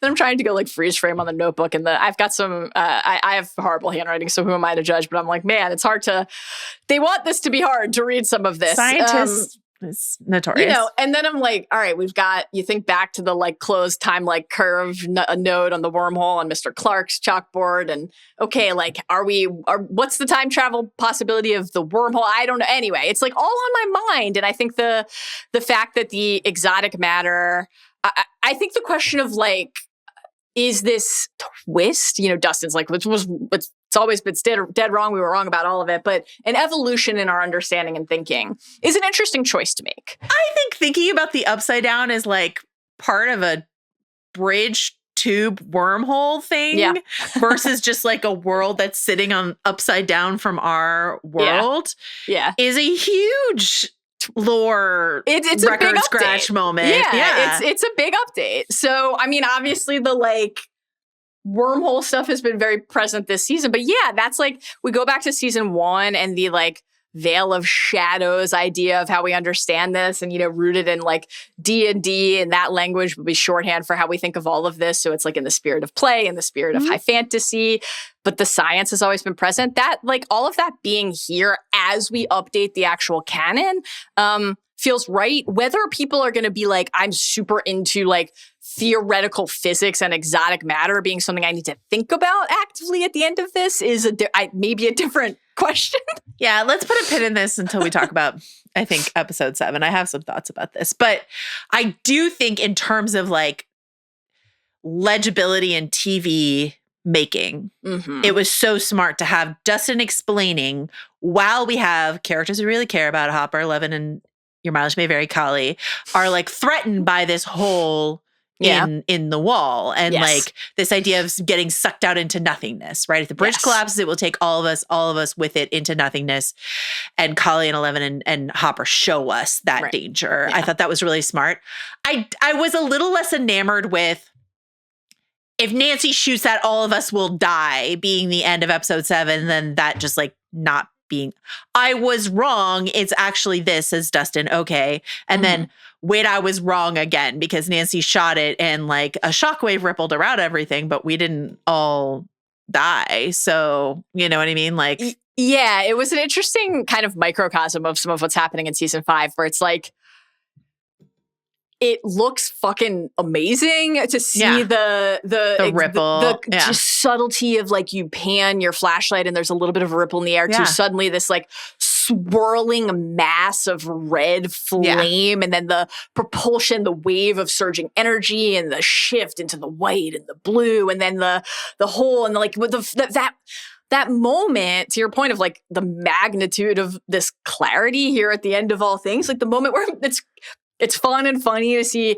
the beamer shoot into space, but then like to get that definitive. We're out of the phase of speculation. Definitive right, to see view. the exterior of it. Yeah, of the exterior cool. shot of like the realities with the wormhole in between. Like that was all really neat. But then there's a part of me, in addition to what you said, that's just like, I do kind of expect Nancy Wheeler at this point to be like, shoot first, ask later. But I'm also like, that's just fucking dumb.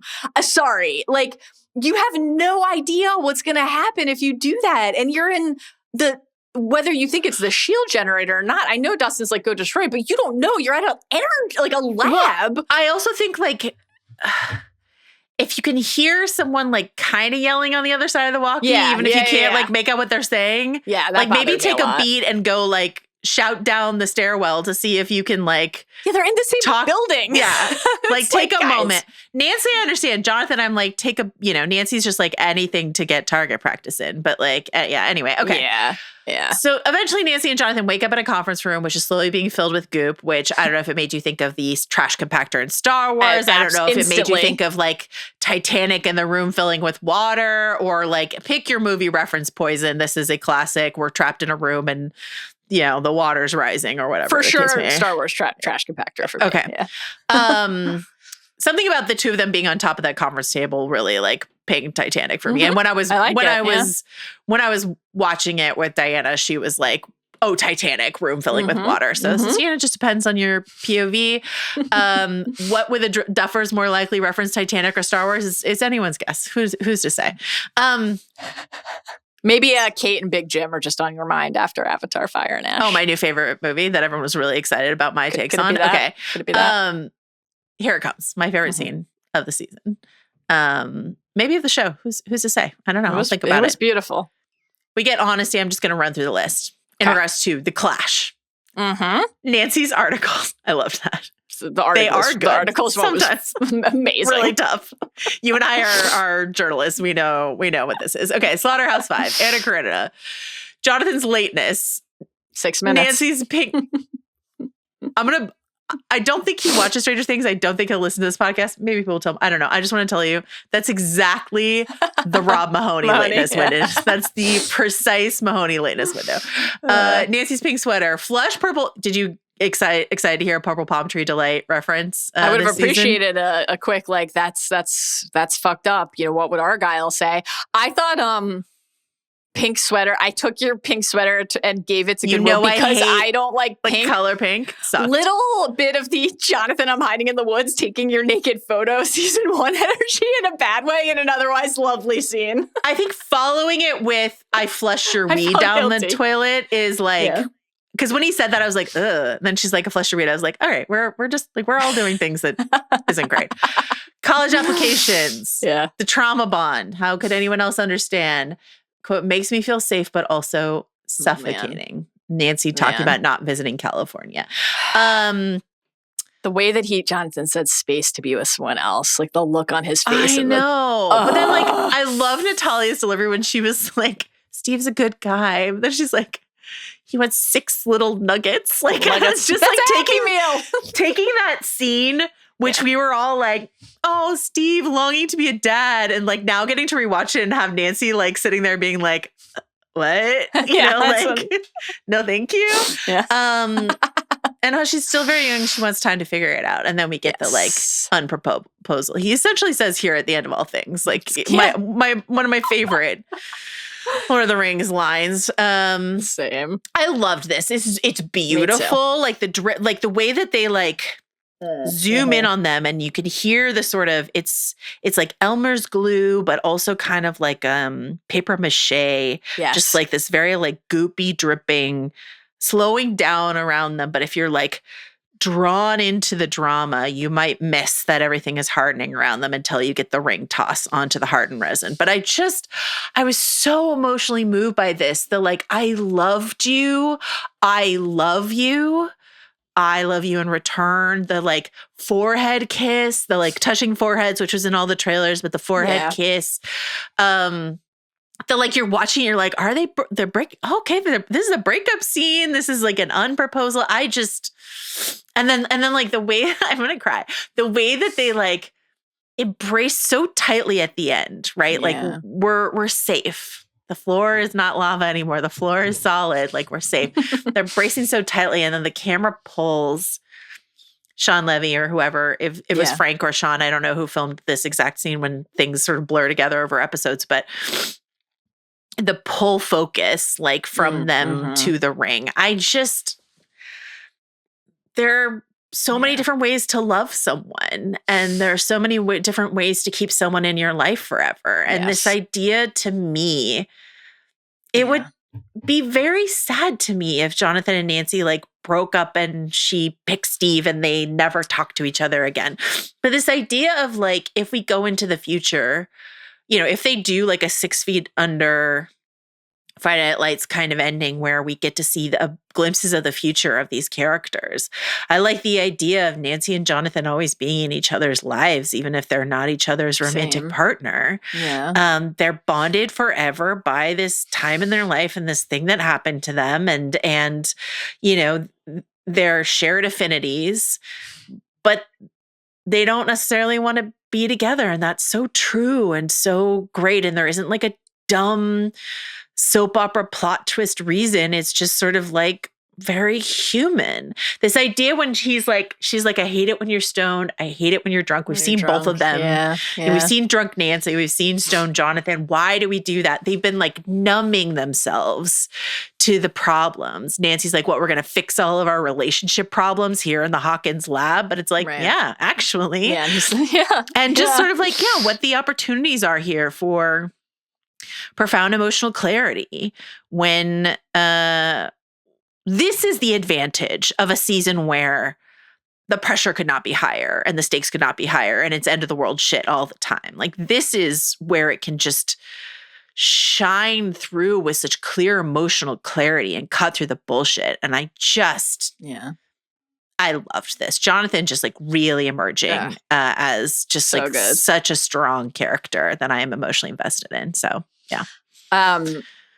I beautifully said. I agree completely. I thought this was absolutely lovely. Like, to what you were saying about the filmmaking and the stretch and the sound design and the pans and like the fact that we, depending on how you're choosing to watch or track the scene, you maybe lose track of how much is dripping or where are we? It's like, that's happening for the characters too. They think they're on the brink of death.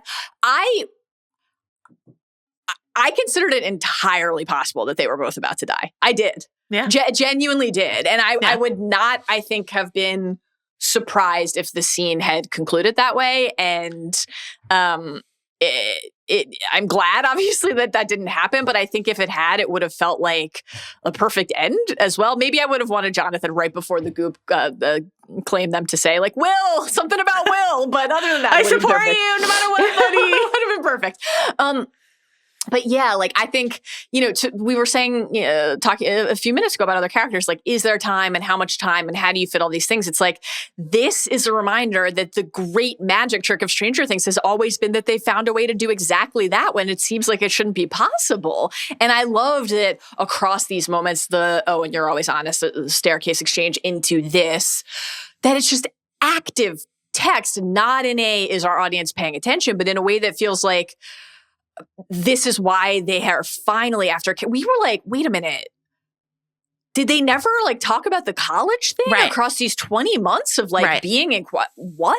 And like, then it feels like that was held and saved for a reason, because the fact that they have both been pressing that down inside of them, not only knowing how they each felt about it, but on some level knowing also, as Nancy says, she's like, I knew. Knowing what the other person thinks and feels is like, they've been in this like emotional pressure cooker. And I think like Nancy saying, is this the time? Like, my sister, you know, especially on the heels of the, like, should we bring her flowers? And, is this the time to try to get your girlfriend? Or like, and then Dustin calls Steve out on it. He like, the fact that Jonathan was like, especially now. I'm scared. I'm scared. What better time could there possibly be to like say the thing that you've been afraid to say and the thing you feel most deeply? I just thought that was like really smart on the show's part to acknowledge, like, I don't know, sometimes that's what it's like to be a person and navigate your relationship with someone else, is that the moment that maybe seems most inopportune or inappropriate is the time where you're finally like,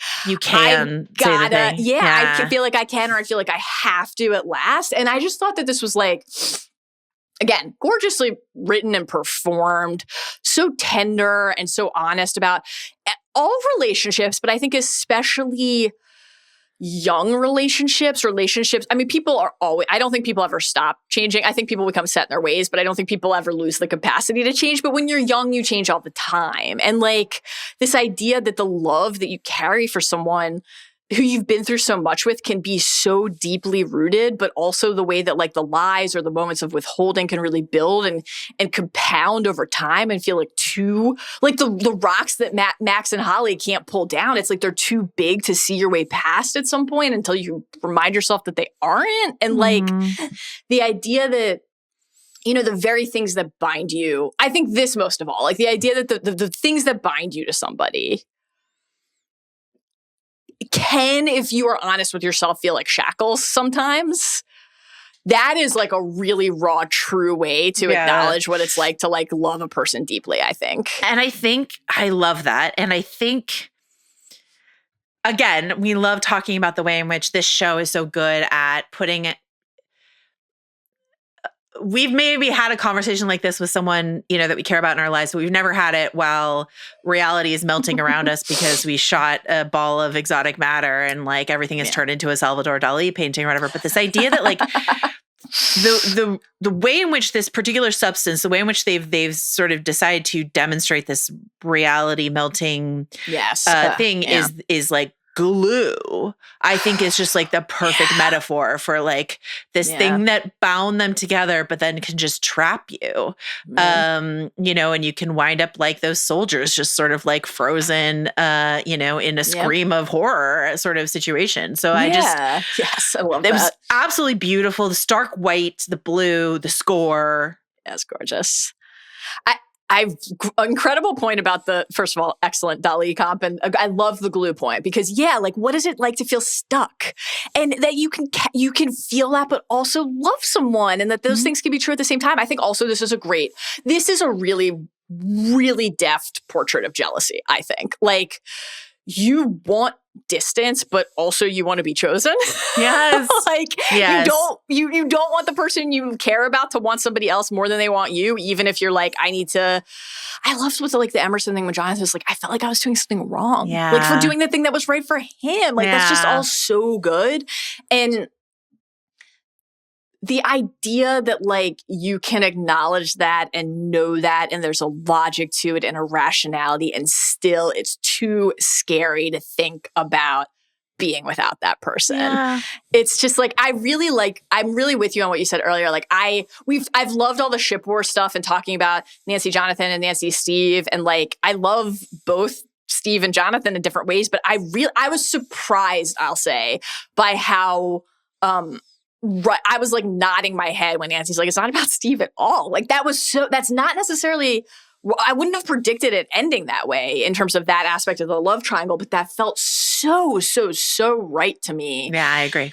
And if I'm like owning this a little bit, I think especially like I talk about Steve and Jonathan way more than I talk about Nancy, and I'm frankly just way more invested in both of them as characters. True. And this was a really great scene. I mean, for their relationship, for Nancy and Jonathan, but for Nancy to be like, I'm really young and I don't know what I want. And like, I was hoping I would have the time to figure that out. Yeah, so just loved it for everyone. I think especially because, and we talked about this a lot.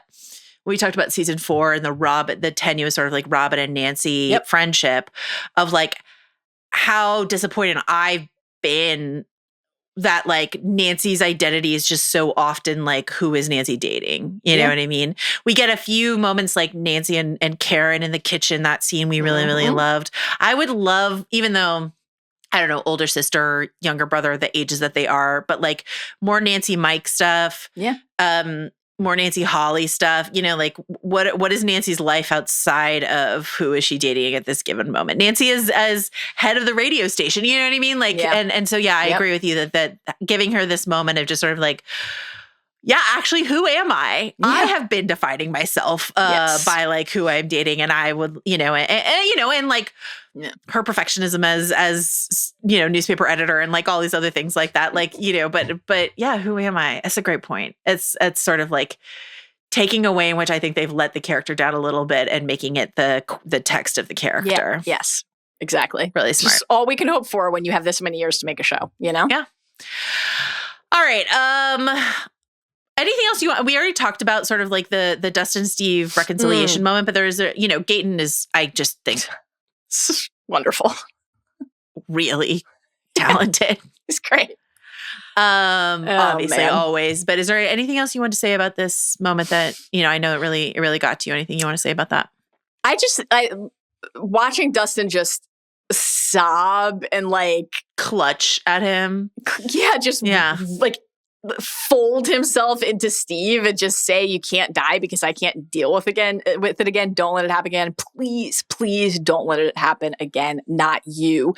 And so what I love about it is it's a great way to like basically say, after all of this bickering and the shadow and specter of Eddie looming large and Dustin and Steve's relationship, it's like all of that is here. It's like, can't let it happen again. Because the pain I feel over losing Eddie is real, and it's still here, and it's informing my terror of losing someone else. But then the not you, it's like, what a beautiful way to remind Steve of what he means to Dustin, and to remind all of us of what they've meant to each other. So just really raw and rewarding, and like, I think a big release for Dustin, who has been carrying a lot and maybe not being invited by the people around him to share that with them or process it the way he needs to, but also like not totally knowing how to share it and process it with them. So it just really, it really got me. And I'm eager to see like what else awaits for the two of them the rest of the way here. Also in a stretch where, as you've rightly noted, everyone is wrong a lot, including Dustin. He was definitely right about that ladder because it fell through mere moments after Steve put it there. And down Steve like Arrington 20 stories, like so far down, exploded on the floor that he finally settled on. So there you go. All right. Speaking of scienccy stuff. Oh my God. Here comes Mr. Clark, nerd king of Hawkins. This is the best. Did we not raise this when we talked about Mr. Clark last time? The fact that like, we saw him before dating a lady, like what's going on with Mr. Clark's social life, his love life. And here he is. He's fucking the librarian. And it's great. This is amazing to me. I love that like there may not be enough time for really meaningful, important conversations and moments and a very necessary workshopping of ideas and planning. But there is time to show us one more time and remind us one more time that Mr. Clark is chief stickman in Hawkins. Like, honestly, I had it written down in my notes. Is Mallory going to say stickman? I know you hate it when I say stickman. No, in this case, I think it is appropriate. Okay. It's just the best when he's also this is like a real like we got rewarded. Like we get the moment with Mr. Clark, we'd seen him like, oh, you're over here, you're watching the thing. I'm telling you how they did the like effects and everything. But we also got another classic Murray can't help but make people uncomfortable. And he's like, you get too loud in the sack, she shushed you. Yeah. Great stuff. She calls him schnookums, he calls her sugar lump. And it's very clear. Like I think he knows how to find her sugar lump, Mr. Clark, getting it done. You're a very special person. Oh, God. I'll take Stickman over Sugar Lump as a euphemism for the clit any day of the week. Children, I hope you're enjoying this holiday special podcast from us. Anyway, I love Erica, Murray, and Mr. Clark as like a triangulation of personalities. We're lucky to be alive. Thank you. Yeah. Matt, Ross, thank you. I love that Erica gets right to the point. She's like, I know it's 5 a.m., blah, blah. And Murray's like, yeah, she already said it. Like, she said that right off the bat. Let's go. Dustin's in danger. So more to come from Mr. Clark, but this is our little reward for Erica never misses, as usual. Absolutely. I can't spell America without Erica. Okay, listen. Holly and Max now crawl through Henry's memories. Yes. Here's the first of many problems I have with this hospital sequence that is going to round out the end of this episode. The implication when Henry comes to the mouth of the cave and he's like threatening Max and Holly, and he's like, Holly, I'm going to start torturing the physical body of your friend here. And if you don't want to see her get hurt, come on back to me, right? Yeah. The implication being, and as coupled with what he does with Will in the library mind palace, that VH1 up to this point did not know where Max's body is and has now forcibly extracted that information out of Will's head. And this is insane to me, that the location of Max's body is somehow a secret. She's in a public hospital. And maybe this explains why her mother has never visited her, because maybe they just didn't tell her mom that she's there. But these children are just traipsing in and out of She's not in Hopper's unplottable cabin. She's in the public hospital. And Vecna has to extract. I guess now we understand. Now I understand why Will had to like go visit Max earlier this season, because I was like, this is so weird. These characters like have no relationship whatsoever. But he had to extract this information. Now he's like, at last, I know where your body is. Like, are you with me bumping on this? I thought this was absolutely bonkers. I don't know how. I can't wrap my mind around this at all. Henry is actively stalking a number of children in Hawkins. He's not been like just Vecna licking his wounds this whole time. He's been grooming multiple 9 and 10-year-old children. He's in boots on the ground in Hawkins.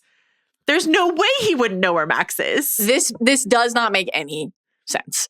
It's also like, you know, like the bronze in Sunnydale equivalent. Like there's not that much in Hawkins. There aren't that many places to check. Right. You know, and like he's pursuing Max in the Memory Mind Palace, so he knows Max is not dead. The fox is here. Yeah, like her consciousness is present in this prison in Camazotz. So like there's not an explanation that's like, oh shit, he didn't know that Max was out there. So the only question is like, how could he not find her? And the absolute only thing, I would love to hear from the Bad Babies if we've missed something obvious or if people have theories. The only thing I can think of, because I also thought this was inexplicable and frankly, like honestly, like pretty lame here at the end. This is just pretty lame for like a major plot development to hinge on something that's just doesn't seem reasonable. Yeah.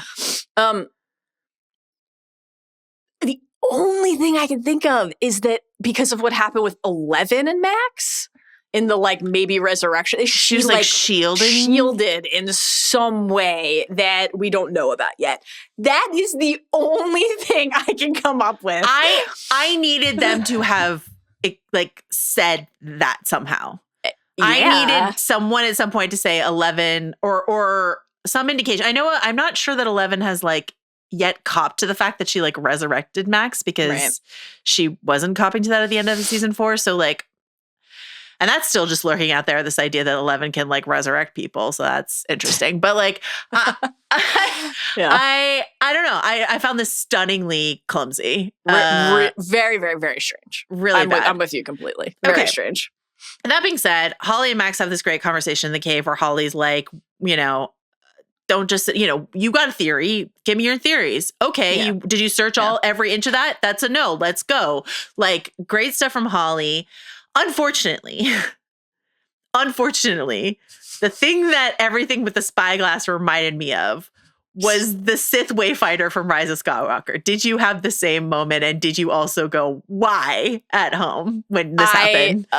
Of course, you know it before even asking me that the answer is yes. The first thing I wrote in my notes was just Rise of Skywalker PTSD. And honestly, like, I think that the aligning of the shape of the spyglass cap to the cave mouth so that you backtrack and fall into the mine shaft was like kind of fun. Yeah.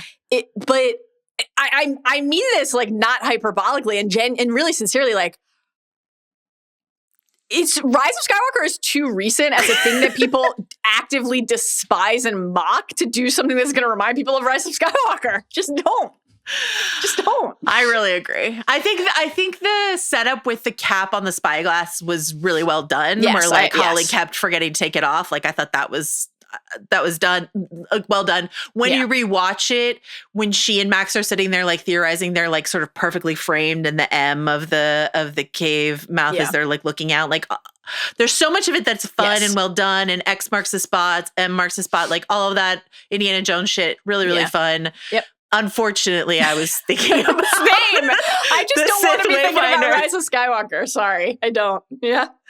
Okay, we fall down the abandoned mine shaft. Yes. We see this guy here. We will talk about this a little bit more in stage script reader corner at the end of the episode. Yep. And but we talked about this a little bit, but what do you want to say about what we see here?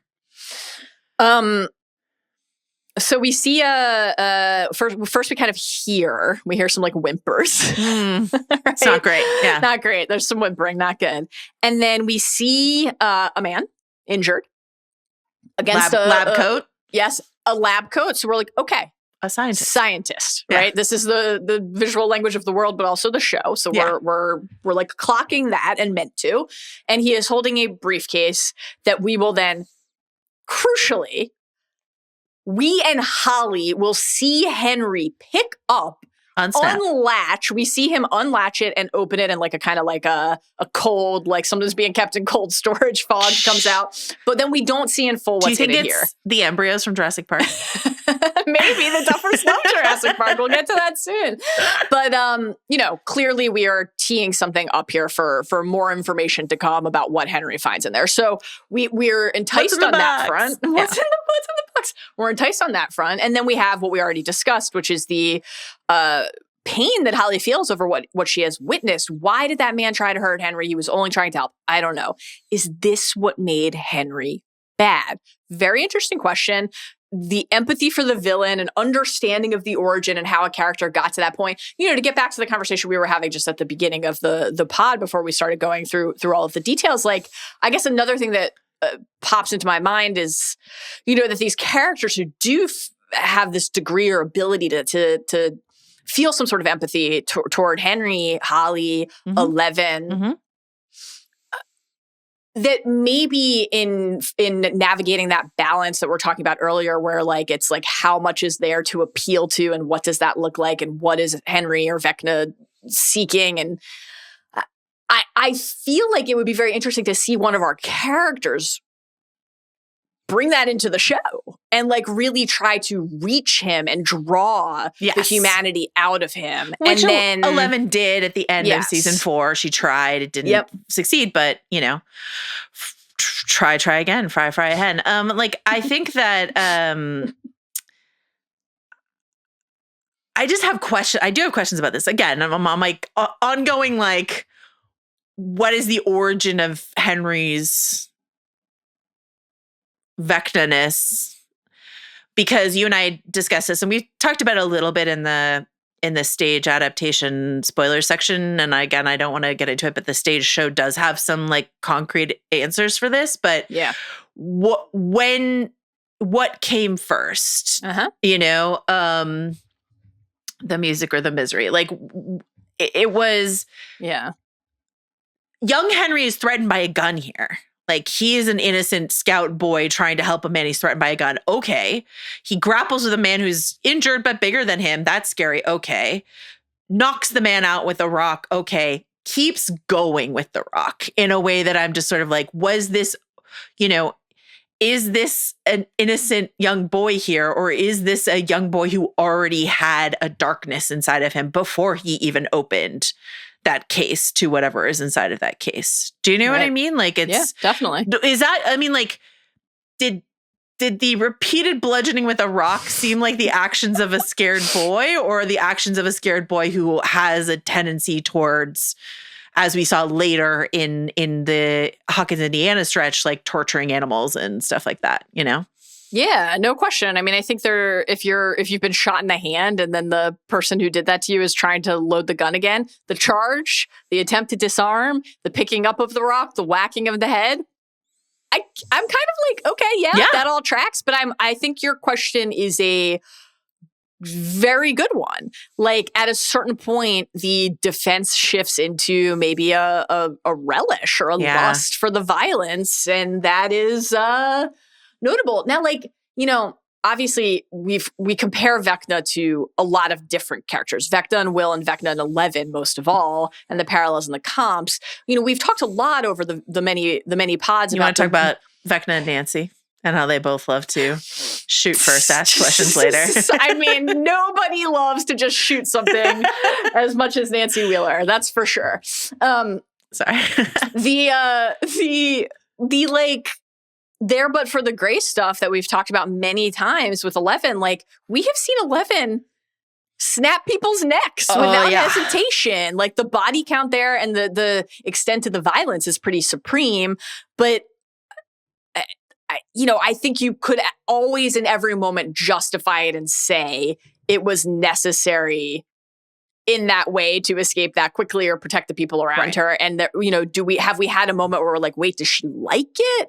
I don't think so, right? The time that we got that actually was with Kali in season 2 when she was like, you got to tap into the pain and the hate and the rage. And it's like, actually, no, we're kind of like, well, we've talked about that many, many times since, like, that's leading to a dark place. I forgot to ask this when we talked about the Callie section earlier. When she says, I knew everything about Henry except for the fact that he was still alive. Yeah. Mm-hmm. What's your sense of the timeline? So I bumped on that a little bit, and then where I landed was like, possible I'm missing something here, or there's something to be revealed still. What I'm assuming now is that, because in that episode, the Lost Sister episode of season 2, we learn that 8 and her gang are like collecting information on all aspects of Brenner's operation, and they've got like newspaper clippings and files, and they've hunted people down and tortured them and learned what they can from each of them. So my assumption is that this does not point to some sort of awareness that she had while she was there, and more likely points to what she kind of like unearthed through her detective murders. But maybe not, because is it possible that part of why she left was that she was like an earlier target lens. Of grooming? Could be. Like, because if she's like, you have to access the anger and all of that sort of stuff, like, is that something that Henry /1, taught her? It could be. Yeah. It definitely could be. That's entirely possible. In the abandoned mine shaft, just around the corner from Henry's origin story, Max and Holly find the old red light, floaty rock, Kate Bush void behind the caved-in wall, and we'll come back to that in the hospital section. Yes. Meanwhile, at the radio station, Robin, in one of, again, many like, this figurine is this, or this thing stands in for this explanation moment. When are we going to use the bugles to explain something? We've already used boppers. I don't know. Robin decides to go with vinyl and demonstrates to Lucas and Mike how Holly and Max and Will could all be in the same place. Yeah.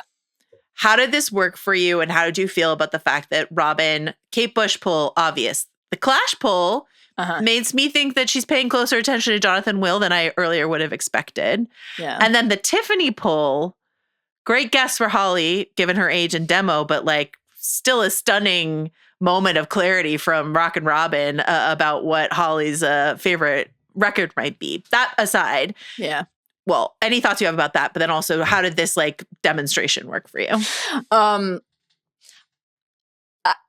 It's hit me like a Whitney Houston high note iconic, Very good. Robin is the best, giving Rock and Robin this like musically rooted explanation when she's the DJ. I liked. By the way, I haven't said this yet, but the crew neck sweatshirts, the squawk sweatshirts that Dustin and Lucas are wearing. Yeah. They are for sale. I don't know why you don't already have one. So far, the red. I've seen the red one. Is the you blue want the blue one for sale? I want the blue one. I do. I like the red one a lot. As you know, it's not my color. Neither is blue or any other color, but red's definitely not. So I'm waiting for the blue one, and hopefully, once these episodes drop, it'll go up. But Lucas walked out, and then I was like, I need that. I love a crew neck, and I need that. Anyway, back to your actual question. Okay, so on the one hand, I think this is part of a proud Stranger Things tradition. The flea and the acrobat.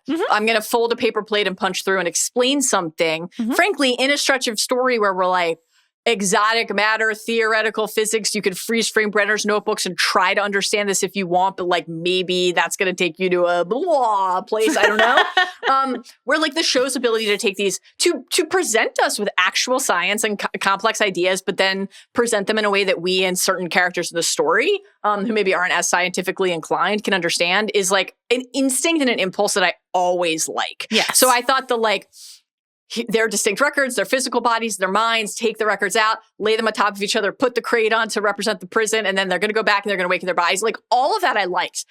To your point, though, about the musical choices, I think there's something, to that that's like a little bit of the show is on fast forward, like inside of itself in a way that it like is not, it didn't always used to be. And I think the explanation is probably like, she maybe knows what music a like 10-year-old girl in 1987 would like. I think Tiffany's a great guess for Holly. I just think it's like a little weird that like we've seen Holly listen to exactly one song and that's what Robin pulled. It's just like a little bit of a weird moment, but it's fine. The melding of like what characters know and what the audience knows has been a little less sharp this season than in prior seasons. Jonathan loves The Clash. I believe that. Does she know that Will used The Clash as his like anthem to keep alive in the Upside Down? I don't think that's, given that they're acting like they've never had a conversation before this season, I don't know why that would be true. Anyway, regardless, we are, groups are joining each other. We've got Hop and company. You already talked about this sort of Kali stuff. Anything else you want to say about the Kali Hop conversation? Or would you like to talk about Hop talking to Mike while he has his shirt off? Would you like a moment to talk about that? Do you regret already blowing the phrase stick man on Mr. Clark when you could use it for Hop? Something clicked into place for me there about my lust for Jim Hopper as I watch him behave badly across all of these seasons. The other thing in terms of how people look or what they're wearing, Mike's sweater in this stretch, it looked to me, the pattern on the sweater looked like the TARDIS with an Eye of Sauron inside of it, just on repeat. Oh my God. I'll double check that. I did not clock it. I will look back and see if I don't think it actually was that. If we're doing Doctor Who meets meets Lord of the Rings, I would love that. That would be great. That would be great for us. Let's see. What else? We talked about their argument already. I don't think I have anything else to add on that front. I guess just in general on the Kali 11 Hop Brenner Henry front, I guess this is just like, this is confirmation of what we had assumed since we heard in season 4, like, it wasn't enough for him. He wanted to control me. He wanted he started a program, and what he said in season 4, like the truth is he did not just want to study me. He wanted more. He wanted to control. When Papa finally realized he could not control me, he tried to recreate me. He began a program, and soon others were born. You were born. So like, we've been speculating on this for quite some time, and now it is definitive. The blood transfusions. I got plenty of comps from other stories, but when we saw Kali like running through the hall, room after room of pregnant women being infused, and in the experiments, we should note that failed, right? That's again, like we kind of alluded to that earlier, that 11, as Kali says to her, was like the one perfect copy of Henry and his power. Blood so bags, they'll see her. The blood bags with the number 8 on them, that's not what we want. We want blood bags with 11 on it. Yeah, it's not working. It reminded me of the Battlestar, the stretch where the Starbuck is back on Caprica and ends up in this like birth den. Like it's always so horrifying to see something like that, obviously. But this is, I think this is like where we thought this was heading for some time since season 4, and speculated on other possible paths, but that always seemed like the most likely. So I guess Kay, understanding what Kay is trying to do, that's explained now. It does not, I will be honest, compel me toward Kay at all. I still have no emotional response to that character or plot line, and think that remains like a pretty weak point of seasons 4 and 5 overall.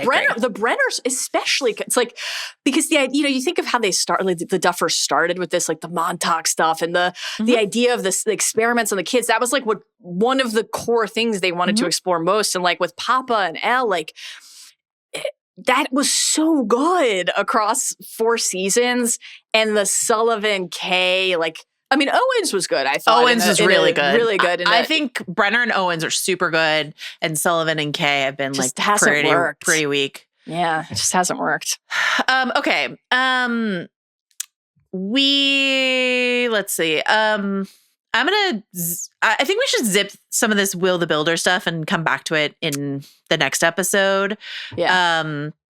But I want to really quickly say that like Will built the tunnels in his sleep stuff. I think this is like the Duffers mentioned some season 2 stuff that they abandoned that they wanted to come back to here. And like, I didn't go back and check, but that footage of him like sleeping with his eyes zooming around, was that footage we had seen before in season 2? I don't think so. And this felt to me like a I have been studying at your knee moment for me, because the thing I looked at was his hair.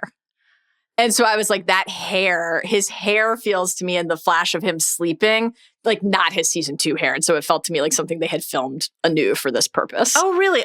That to me like shorter bangs. That looked to me like Noah Schnapp and not like a digitally de-aged face. But maybe that's easier to do if you don't have open eyes. And yeah. Interesting. Okay. Yeah. Anyway, I thought that the only thing I'll say about this here is just I thought that this was an interesting moment of kind of Vecna reclaiming some control of the state of power, because he's like I think that just I got to be honest, the like you built the tunnels, I was like, is this supposed to land with like a massive impact for me? It like kind of didn't. I'm just wondering if that could come into play somehow. Yeah, if he built them, can he destroy them? Is there a reason that he would need to? For sure. And all of that, the hive mind connection, reminding us about the burning, the particles, who has them in them, how do we expel them? All of that feels very key for where we've been and where we're heading.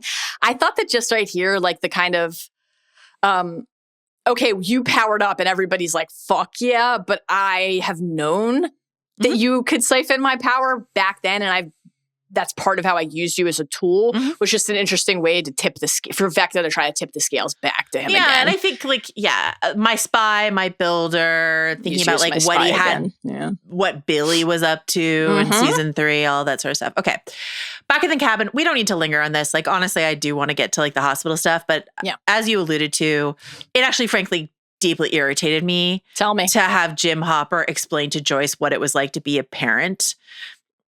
Joyce seemed to receive it well. So like, this is a me issue and not a Joyce issue, but like Joyce expressing her doubts about like, first I coddled him, then I pushed him and both seem to be wrong. I don't know. Everything is wrong that I do. Like that's all very human and natural to feel.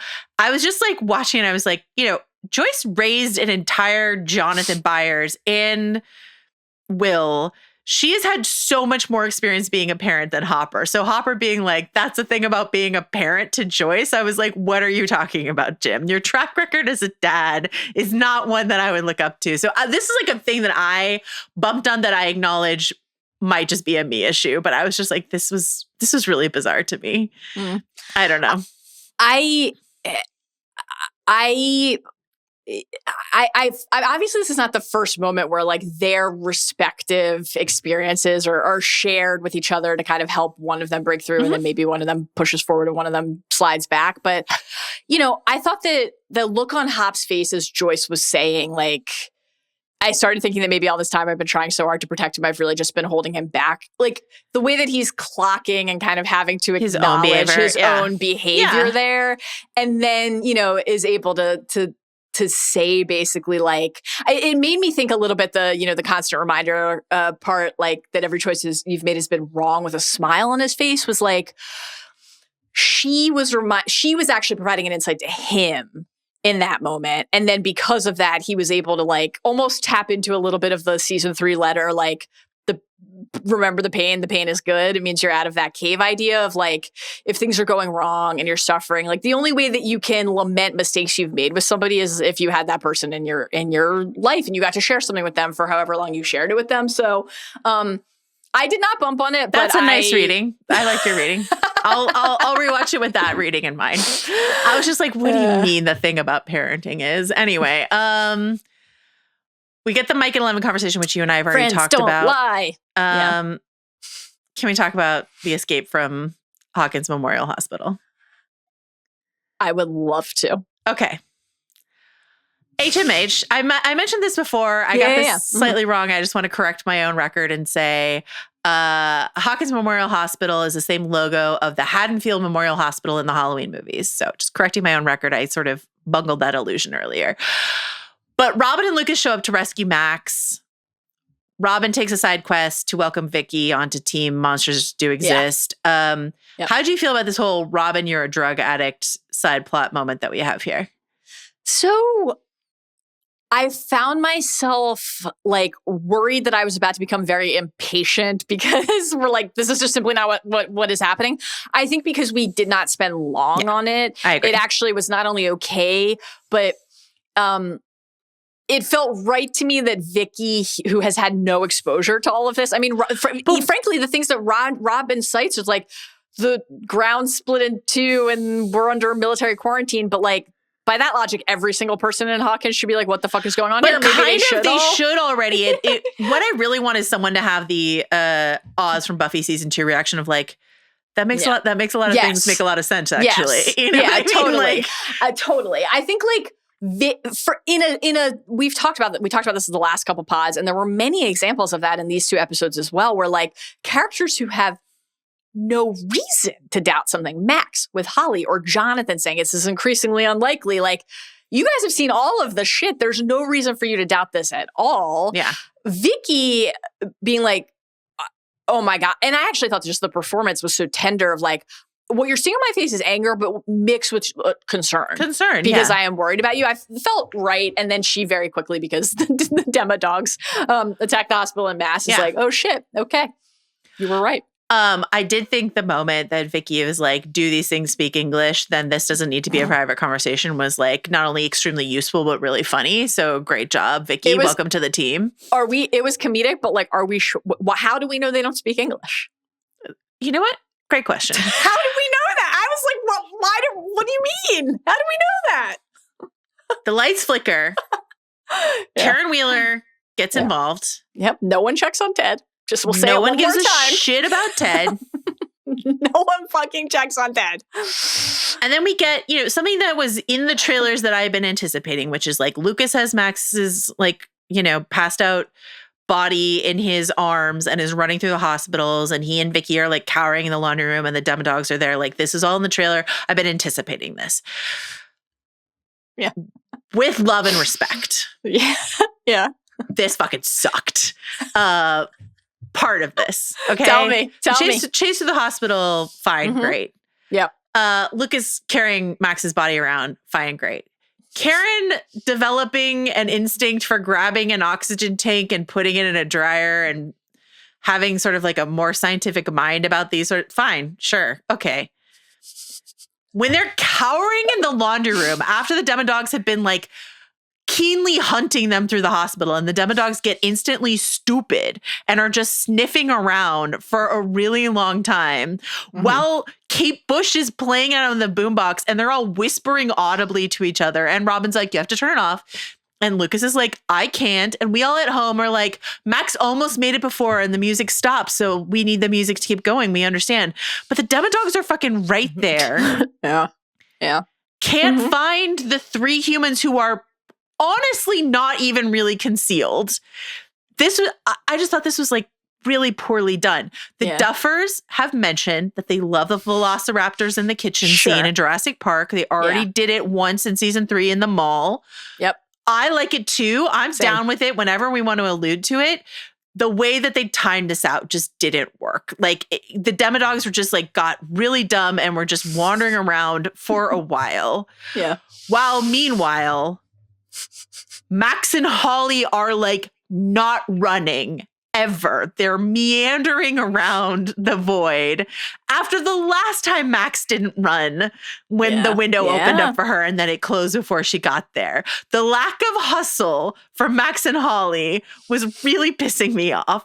And so I was just like, I did enjoy the Max and Holly conversation, and we can talk about that a little bit in a second if you want to, but I was very frustrated how sloppy this demodog hunt and Max and Holly in the void felt like to me, especially since we're invoking one of the best things that Stranger Things has ever done, which is Max and Dear Billy. You know what I mean? If we're going to run it back, we need to run it back better.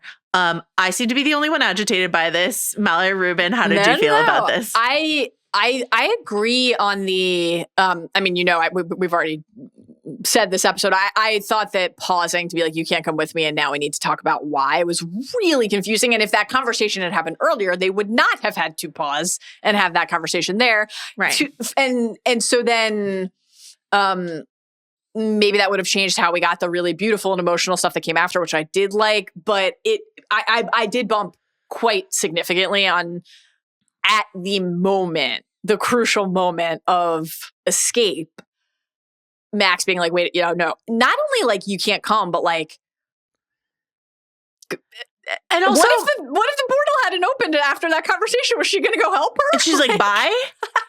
Holly being like, I don't have a boyfriend was like really funny and cute the way she said it. I don't even know Kate Bush, like all this. I don't have a Kate, like all this sort of stuff like that. I thought it was really good. Max suddenly being like, I didn't need the music. I was like, where did this conclusion come from? And also the music is still here. Like if he had shut the stereo off. Yeah. And she could still see him. And then she had that revelation of like, I didn't need the music. I just needed him. And you don't need the music. You just need a constant if you're a Lost fan or a totem if you're an Inception fan. Something here that is also there. It's your Holly the heroic thing. Let's have this conversation. But her being like, I don't need the music. I'm like, based on what? The music's playing. Like, what are you talking about? Is this a lie you're spitting to Holly so that you can like feel good about leaving her here? Like, what's happening? I think in both the hospital sequence and the Max Holly sequence, it's consistent in its strength and its flaw, and that is really maybe amplified in these sequences, but a little bit of a piece with the other parts of the season so far. In the stretches that it hasn't worked as well for us, where I think there is an emotional truth that is not only like compelling or potentially effective, but really gripping for us as people who love the characters. Like Lucas refusing to turn the music off because he's, from his perspective in that moment, with a demo drooling above his head, like, the only thing that matters to me in this world is keeping this going so that I can try to bring her back. She's coming back. That hits us in a spot that, like, for sure, is there for a reason. When in theory, the emotional truth behind Max's moment of clarity is it could be equally forceful, where it's like, she says the thing to Holly about like, and I felt it like here in my hands and I felt it here, right?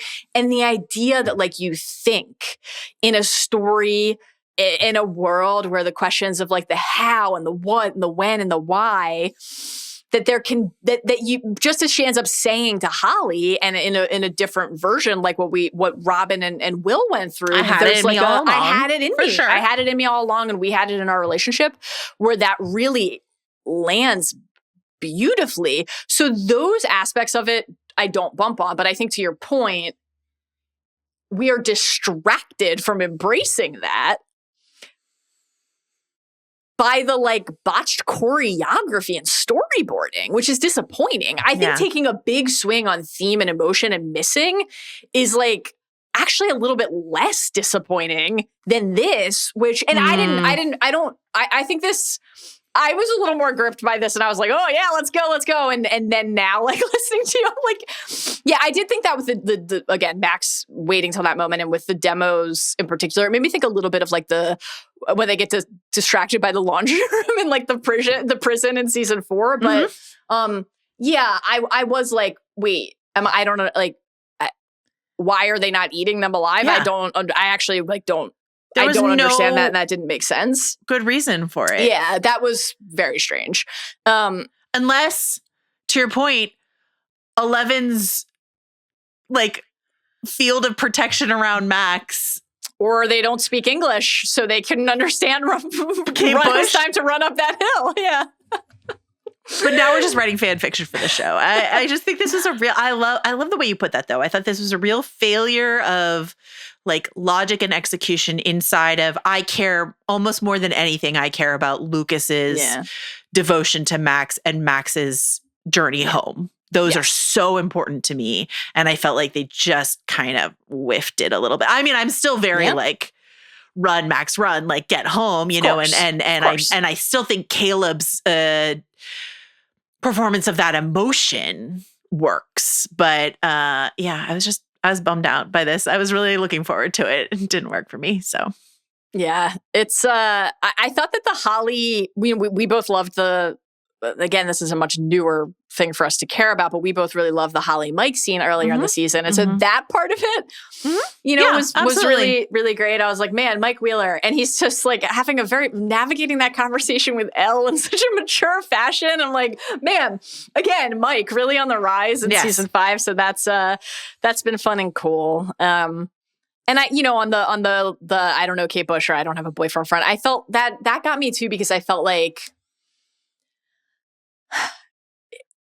we often, our formative experience with the party is that they felt like they were on the outside of fitting in, of being a part of things. And I like having moments like this where other people, Holly or someone else, would look at them and be like, I don't have what you have. The thing that I really liked about that is that, like, I don't know Kate Bush. I don't have a boyfriend. That's very much like I'm too young to understand these connections that you have.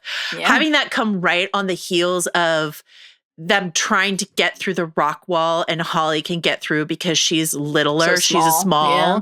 And it's like one of those things where it's like, it's easier for younger, more, flexible minds to get home. But has Max gotten too old to be able to travel back down this path that she was once able to? And I really liked that.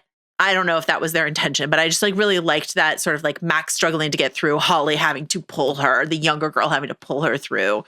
As she pulled her through, like, her depression, we'll just sit here and wait to get rescued by 11, like, moment in the cave. Like, and then the Max taking on the leadership role again, and the older, and the you can do this, and we'll see how right Max is and all of that, because as far as we know, Holly is hooked up to a goop wall. So, like, what is she returning to?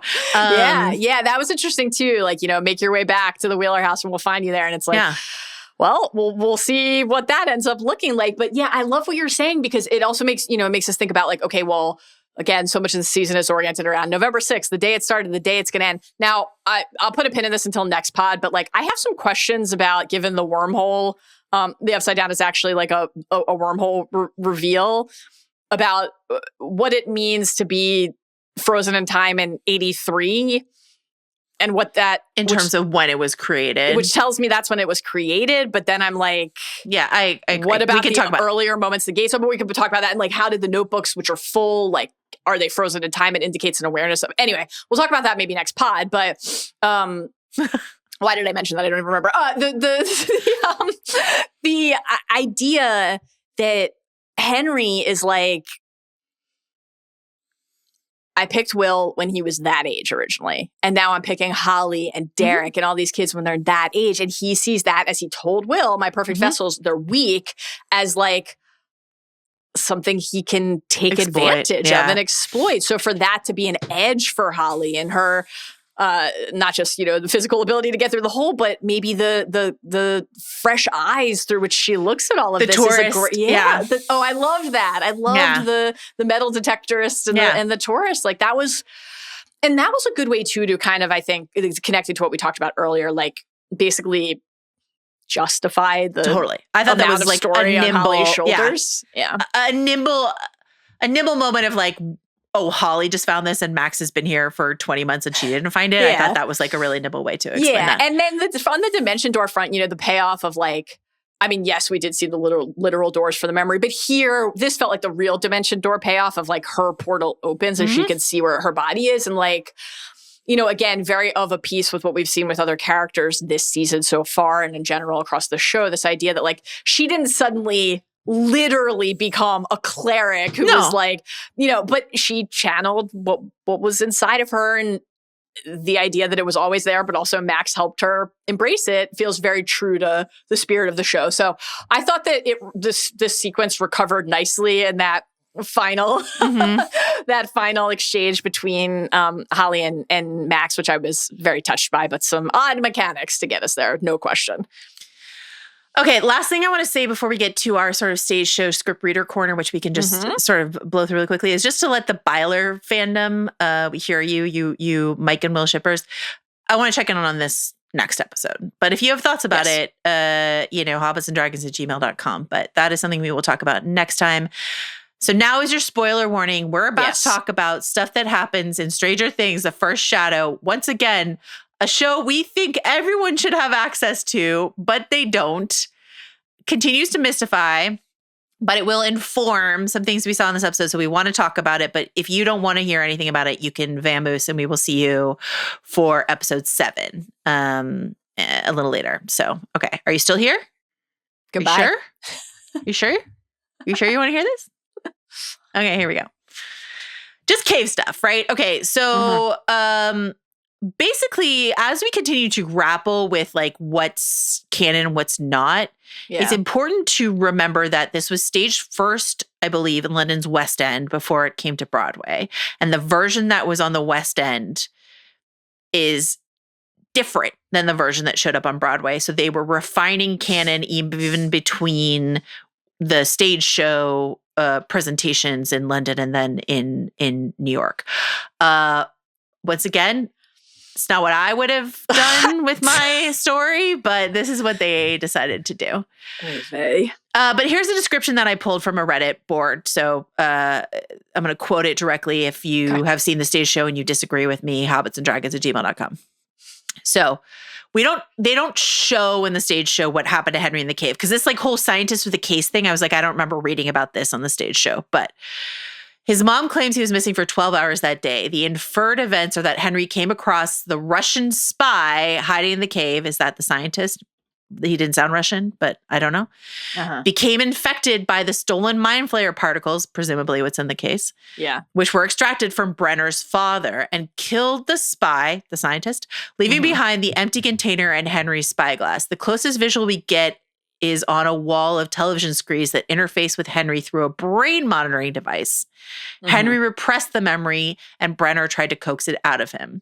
The screen shows visuals of Dimension X, which is not the Upside Down, but maybe the place that Vecna Henry 1 lands when Elle sends him through the wall. So to continue this Reddit message, implying but not confirming that Henry physically went here. Okay. It is exactly like the Target commercial with Ted Wheeler when Ted walks away. You have my attention. It's Godfather 3P. You pulled me back in. When Ted walks away from the wall of televisions in Target, they change to a view of the mind flayer. Now, in the Broadway version, they completely change the scene. They actually bring Brenner's father into the room in a wheelchair. At first, he appears cooked like James' mom, Terry. But then the mind flayer starts speaking through him to Henry. And at one point, after they touch hands, a physical portal to Dimension X opens up in the room. A Demogorgon even reaches through and knocks Brenner's father to the ground. The portal closes when they rip the brain monitor off Henry's head. So we never see on the stage that he killed a scientist with a rock and opened a case, but it seems to connect with vaguely this story of a Russian spy with stolen particles extracted from Brenner's father that Henry then touched, and then that sent him to Dimension X where he was missing, like Will was missing when he was younger. Yeah. But my understanding of the stage show was that before he opened the case and went to Dimension X, he was just a normal boy. But this is my question. The bashing of the head and the rock comes before the opening of the case. So again, was the darkness always lurking inside of Henry in some way and then just bloomed under the influence of the mind flayer in Dimension X? Or are we meant to view that rock bludgeoning as like a normal defense mechanism and not read that much into it? I don't have the answer, but that's the information.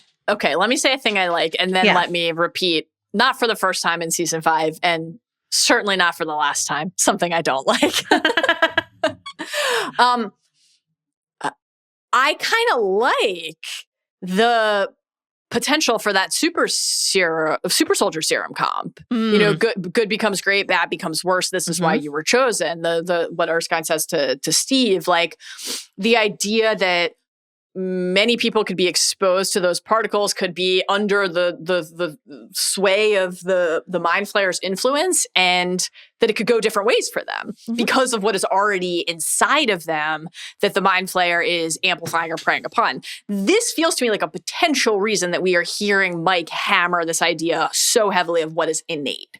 So I like that. Sorcerer versus wizard. Yeah. I think that's potentially really rewarding.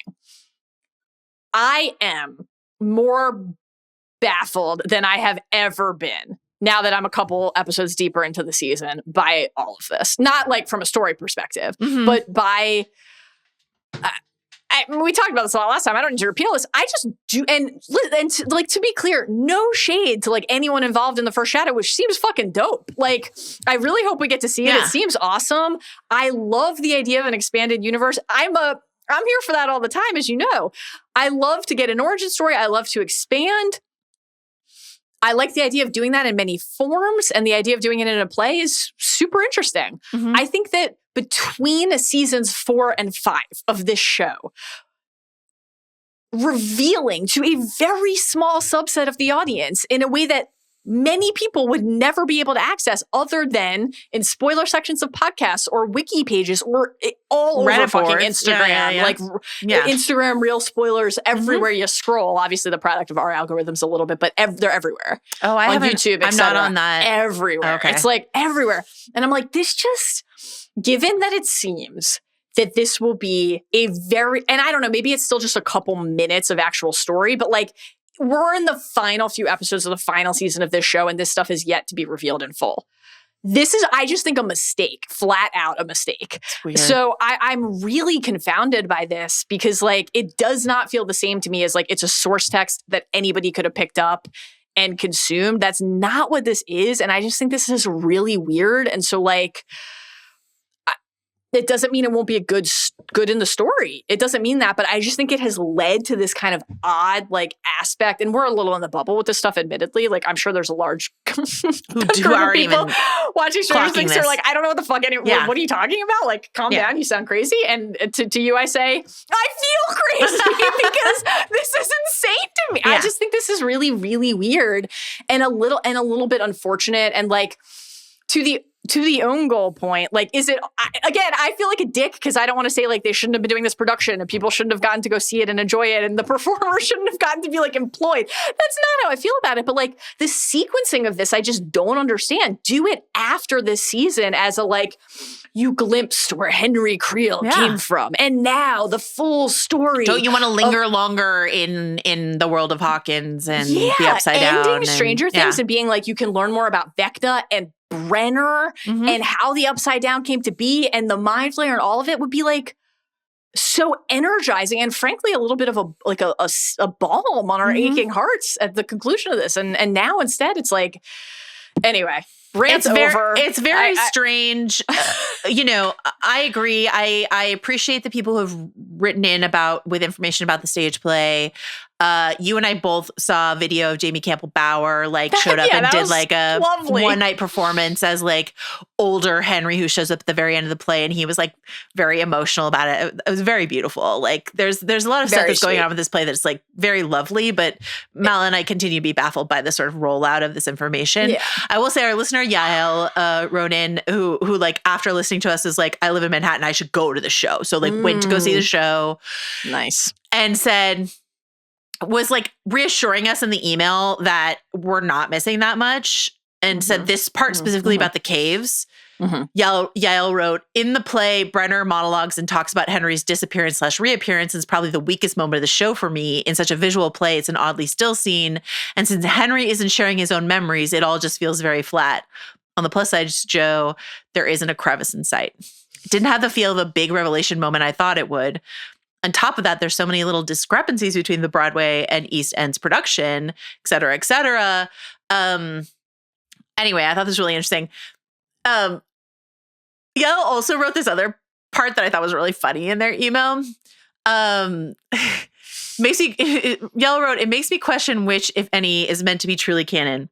which I just have to lean on because there's absolutely no way that Bob Newby lived through the events of this play and then had the reaction that he did in season 2 to all the upside downness. No way. Save for everyone else, but Bob especially. His dad had his eyes gouged out by Vecna and almost died on Broadway and did die in London. And he's just like, nope, never seen anything out of the ordinary in my sweet little life before. So like, that was a great little Bob Newby rant. Thank you so much for that. I mean, it's not quite like was Rhodey a scroll like during these key moments with Tony. It's not at that level, but like, why introduce these kinds of like, should this person have had more understanding at that moment questions at all? Why? And I second what you said about like, I was also very moved seeing the footage from Jamie's appearance on Broadway. And I do really want to be clear. Like, I think the play existing and people loving it is wonderful. And I don't want to undermine that. You've made that so clear. Yeah. Because I don't feel bad. Negging the play. It sounds great. All, you know, it does seem great. And I genuinely, I have no doubt we'll like love it if we see it. Yeah. But just like, okay, there's a version of this where all of this is revealed in the first couple episodes of the season. And I don't care. I don't feel this way about it. Because then like it's been established and we move on. But in this, the primary setting for the memories has been the cave. The primary set. We have now podcasted about 6 episodes of a final season that is 8 episodes long. We're still waiting for more reveals in this 6th episode when Holly and Max are trading theories and stuff. And Max is like, well, our memories weren't simply traumatic. They were memories of the precise moment that Henry stole our minds. And he can't steal his own mind, can he? And Holly's like, how do you know? Because that makes no sense. And everything in this place makes sense. Like, it's just pointing toward this is the moment of a reveal and a significance that's like saving that for the final couple episodes of the season and the series when like some of it is accessible to the audience, or it's just really odd to me. Anyway. That has been our coverage, our like ups and downs coverage of episodes 5 and 6. We'll be back with episode 7. Can't wait. Genuinely can't wait. I can't wait. Very excited to talk about it. I am like having a good time with this, obviously. Me too. And to my point, like the Jonathan and Nancy scene being as good as it is will make the dumb Demogorgons in the laundry room stuff fade from my memory. So, you know, and there's a lot to love and a lot to look forward to, especially if we get more Mr. Clark and Murray and Erica, which is just very important to me. Dare to dream. hobbitsanddragons@gmail.com. Happy holidays to everyone who's listening to this. Thank you to Carlos Chiriboga for the extraordinary work on this podcast during this holiday week. Arjuna Ramgopowell for extraordinary work on this podcast during this week. Jomi Adeniran for extraordinary work on the social this holiday week. We are all working through it. Cheers to you, Netflix, and we'll see you soon. Bye.